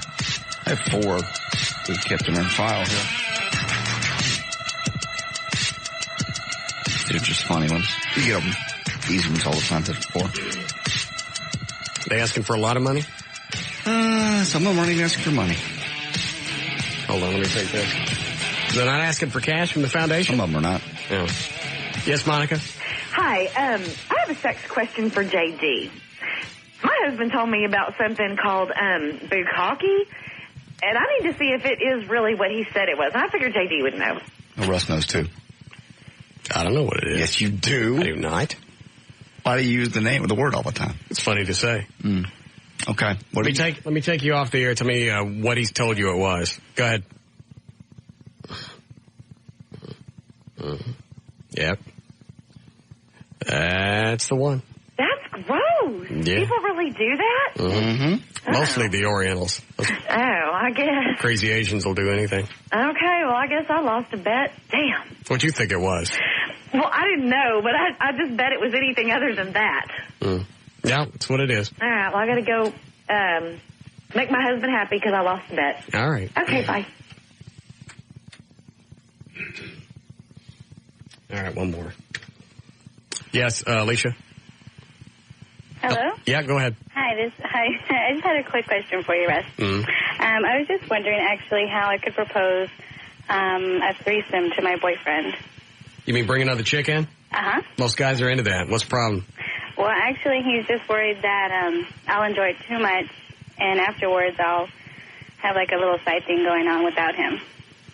Well, that could happen regardless. Okay, so should I just surprise him or plan it? Yeah, that's what I do, surprising. Just surprise him? Okay. Also, I had one other... Who is the chick? Who's the other girl? Just like a friend that I don't see too often, but I know is down for it. Oh, all right. What's the other question? Okay. I was wondering if you could tell me the Flintstone joke off the air. I heard it's pretty funny. All right, hold on. Okay. What? Okay. Got it? Thank you, Russ. You're welcome. It's funny every time. Yeah, it is. Every single time. I just can't tell it on the air because I'm not black. All right. You ready with the first letter? Sure. Okay. Do we have to write one more time before 7? Yes. All right. Dear Russ, I really need your help getting back on my feet. In the last 6 months, I've lost my job with Boeing. My husband left me. My house burned. Not completely, but it burned. My unemployment is about to run out. I no longer have medical benefits. I've tried finding a job, but no one out there wants to work around my schedule. I've got 2 beautiful kids, and I need to buy, Christmas presents for. Should have pre-read this one. Gerald wants an Xbox and Joanna wants a new bike. Can you please help? I'll do anything. I mean, anything. I'm really hot. You bought the other kid a bike. Please help me out. And it's funny because this is one of the few times I was ready to get somebody something for Christmas. Were you? Yeah. We had all that. In fact, I had to spend a lot of money out of the foundation before the end of the year. Right. Just because of some kind of tax reason, something like that. Almost exactly the cost of an Xbox and a bike. And a bike. Very sad. Sorry that we're late on that one. Dear Russ, I love you and your show. I know you're probably going to say no to this, but I have to ask for the sake of the kids. I have a 5-month-old German Shepherd puppy that has been diagnosed with hip dysplasia. That's the one. It's going to cost got hit by a quinine. It's going to cost $2,500 to give her a new hip or $1,400 to fix her hips. I don't have the money to get this done, so I'm asking you to help. My kids love this dog. We've even started a Save Daisy campaign. We're asking people to give money to save her life. If we can't get the surgery done, we're going to have to put her to sleep to spare her the pain. You do so much with animals. Don't you know a vet that can do this for free? I know you get a lot of requests, but I'm telling you, this is a dog, and this is a very special dog for our kids. Please help us out. This puppy means the world to the children, and if I had the money, I'd spend it. But with Christmas coming up... I swear to God. I can't make it. Let me see it. Oh, I should have read those before. You don't get to these very often. You don't ever ask. Dog's probably dead now. And they cut its leg off. Well, Sid, you had to say no. Still had that money in the foundation. Almost exactly the amount of hip dysplasia operation. Go ahead. I'm looking over the next one to see if I see the word Christmas. I'm writing to you on behalf of my family and has been stricken by some serious hard blows. Earlier this year, my mom dropped dead of a heart attack, leaving the dad to take care of their 5 kids. He has been struggling to make a normal life for them. Then tragedy struck again early this month. After leaving to take the kids to school, their house burned. See a theme here. Can't express to you the look in the father's eyes when he came home to see their house burned to the ground. It's going to be the worst 4th of July we ever had. I've got all the children's sizes, so if you could spare some money from the foundation to help out, it would be a true blessing to the family. Thank you for your time. I love your show. This one actually is only a couple of weeks old. Is it really? It's January. How many kids? There are 5. 5 kids? Yeah. And what do they want? Clothes? They want money for clothes and because the house burned. And necessities.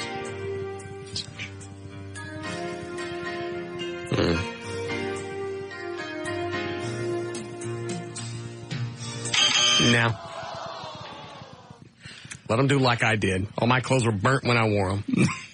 You never wore burnt clothes. God. Don't they have like really cheap clothes at the Goodwill store and stuff like that? Yes. And there's clothes closets and places like that that'll sell them to you for almost nothing. Let them go there. I never got new clothes when I was a kid.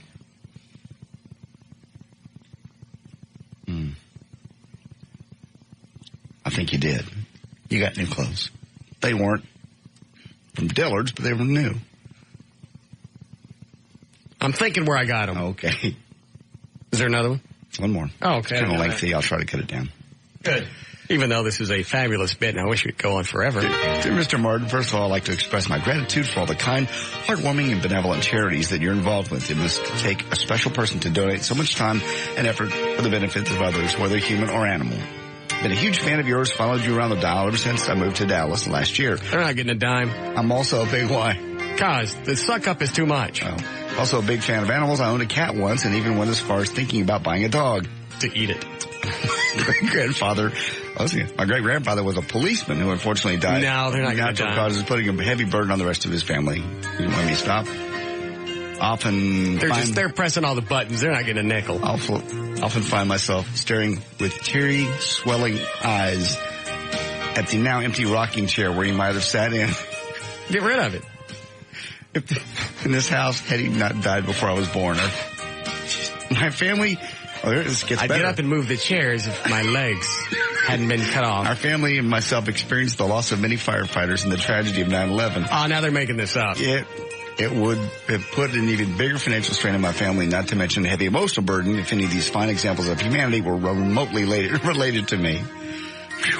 Having said all that, it's obvious I'm a loving and caring person that would never hold a hand out for a donation. Better to give than receive. That's my motto in life, as I've demonstrated by giving to lots of charities over the years that unfortunately cannot be proven. Your charity, Mr. Martin, is my last hope in life to ease the recent tragic events that have befallen my family and me. Your charity, Mr. Martin. What do they want? I'm getting there. A check for $25,000 will ease the intense pain and suffering. I jumped to the end. Good. That my family and me now endure. After your undoubted acceptance of this emergency, I will provide you with the account number of the IRA that I so desperately need funding to ensure another wonderful year for my family. Just $25,000? $25,000. To ease the suffering. Jeez, that's a long one.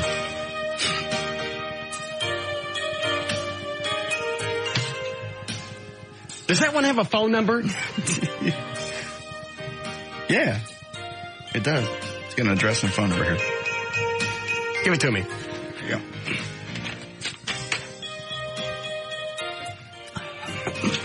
This one right here? Yeah. $25,000. A long one.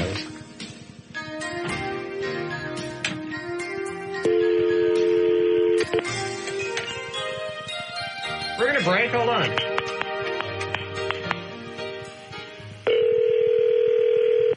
$25,000 out of their mind.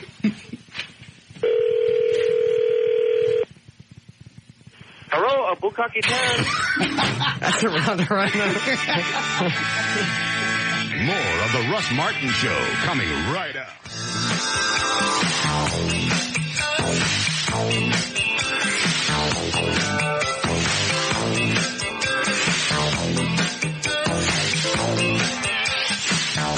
All right, break out the Super Bowl stuff. We'll go through a couple of things. Because there's got to be, like 20, 30 things you can bet on? We'll just knock out like five at a time.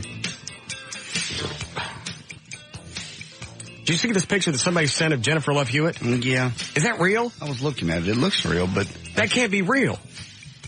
Yeah, it looks like it's real, but I think it's been enhanced. I don't think what you're seeing there are actual... Nipples? Areolas. She's in a ballroom dress. Yeah. I mean, it's low. It's right there, but I think when they wear those kind of dresses, I think they put some kind of little covering over it anyway so you wouldn't see it. I think someone's drawn on or photoshopped the brown part. Well, as much as her breasts are hanging out of that, the nipples would be right about there. Yeah. That can't be real. Is that real? It is. It's one of a kind. Because it's just right at the top. It's just border brown stuff. That can't be real. Is that real? I don't know. those yams. That's not real. Is it real? I see the picture. No, that's fake. Is that real? I don't know if it's real or not. You got me on that one. That's not real. What? Start doing bets? Yeah, go ahead. What do you got? What's the first thing? I'll do the first one. Coin toss, heads or tails?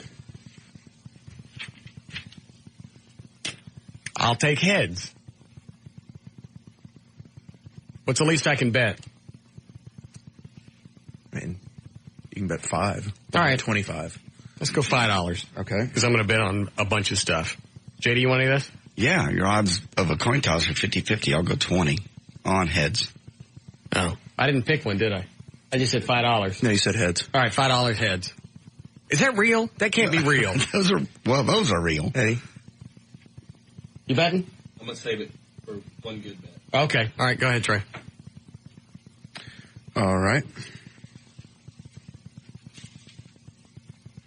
Maybe we'll do sort of the funny bets today and then do the game bets tomorrow. Just move. Okay. Team to score first. Who's playing? Oakland and Tampa Bay. Tampa Bay has the number 1 defense. Oakland has the number 1 offense. So.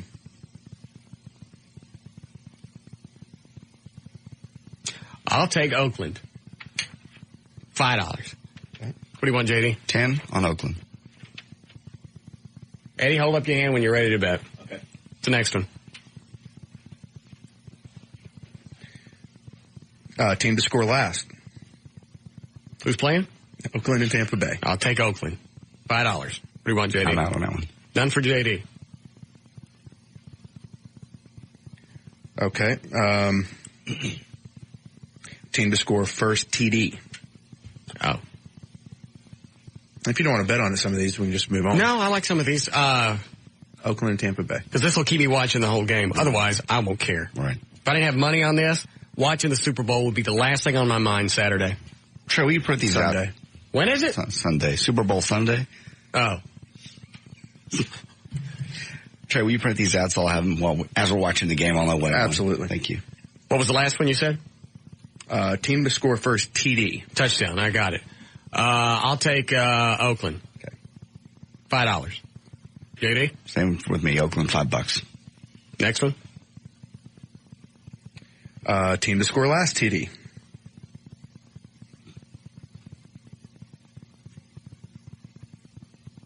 I'll take Tampa. $5. Pass. John? Pass. None for JD. Next one? Is that real? Those are real. You think those are real nipples? Those are.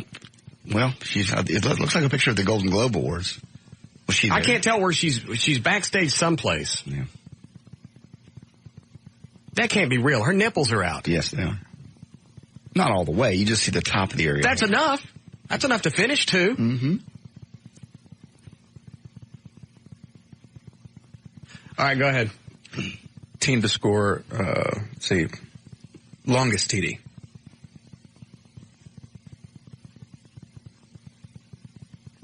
Who's playing? Oakland and Tampa Bay. Tampa Bay, $5. Oakland, $5. By the way, we're not betting with real money just in case we're violating any NFL rules. Correct. Team to score shortest TD. Tampa Bay, $5. Pass. Team to score most TDs. Oakland, $10. He's waving his hand. You want this one, Eddie? I'll go Tampa for 5. Okay. I'll go Tampa for 10. All right. 5 for Eddie, Tampa. 10 for JD, Tampa. I got to see the original to see if that's real. Yeah. Because that's going to drive me nuts. Because if those are real, I'm printing that out, and I'm saving that, and I'm using it every day. If those are really her nipples sticking up out of that ballroom gown. They're off. I didn't realize how big her cans were. Huge. It was huge. That can't be real. Well, they're pressed up in that dress. I don't care what they are. Those are nipples, and those are big cans. Yes, they are. All right, team to make the first field goal. Oakland, Tampa Bay. I know that. Okay, just check. You were just looking like you were lost. I'm trying to think if that's real. Oh. $5 Oakland. What do you want? $5 on Oakland also. Anything, Eddie? All right, one more, then we got to go. We'll save the rest for tomorrow. Tomorrow's Friday, isn't it? Mm-hmm. Yeah. All right. Those can't be real. Team to make the most field goals. Who did I pick for the most touchdowns? Oakland. Give me Oakland for 10. JD? Tampa Bay 5. All right. That's plenty for today. All right. Ready with plugs? Yep. Okay. Let's go. For more information about the Russ Martin Show, to email us or for details on the Listener Foundation and Police and Firefighter poster, go to russmartin.com. To instant email us during the show, studio@russmartin.com. To see Trey and visit his website, go to TreyTrenholm.com. Eddie, does that look real? Looks pretty close. I'm going to look at it when we go to the office. Okay. Find Eddie on the World Wide Web. Go to eddieboyd.com. Visit me and my pictures. Go to johndavidryan.com. Let's see who else to be used today. The limousine service provided by Ultimate Limousines. Call George at 214-543-3736. And for everything else, go to 1053fmtalk.com. All right. We'll see you guys tomorrow. See ya.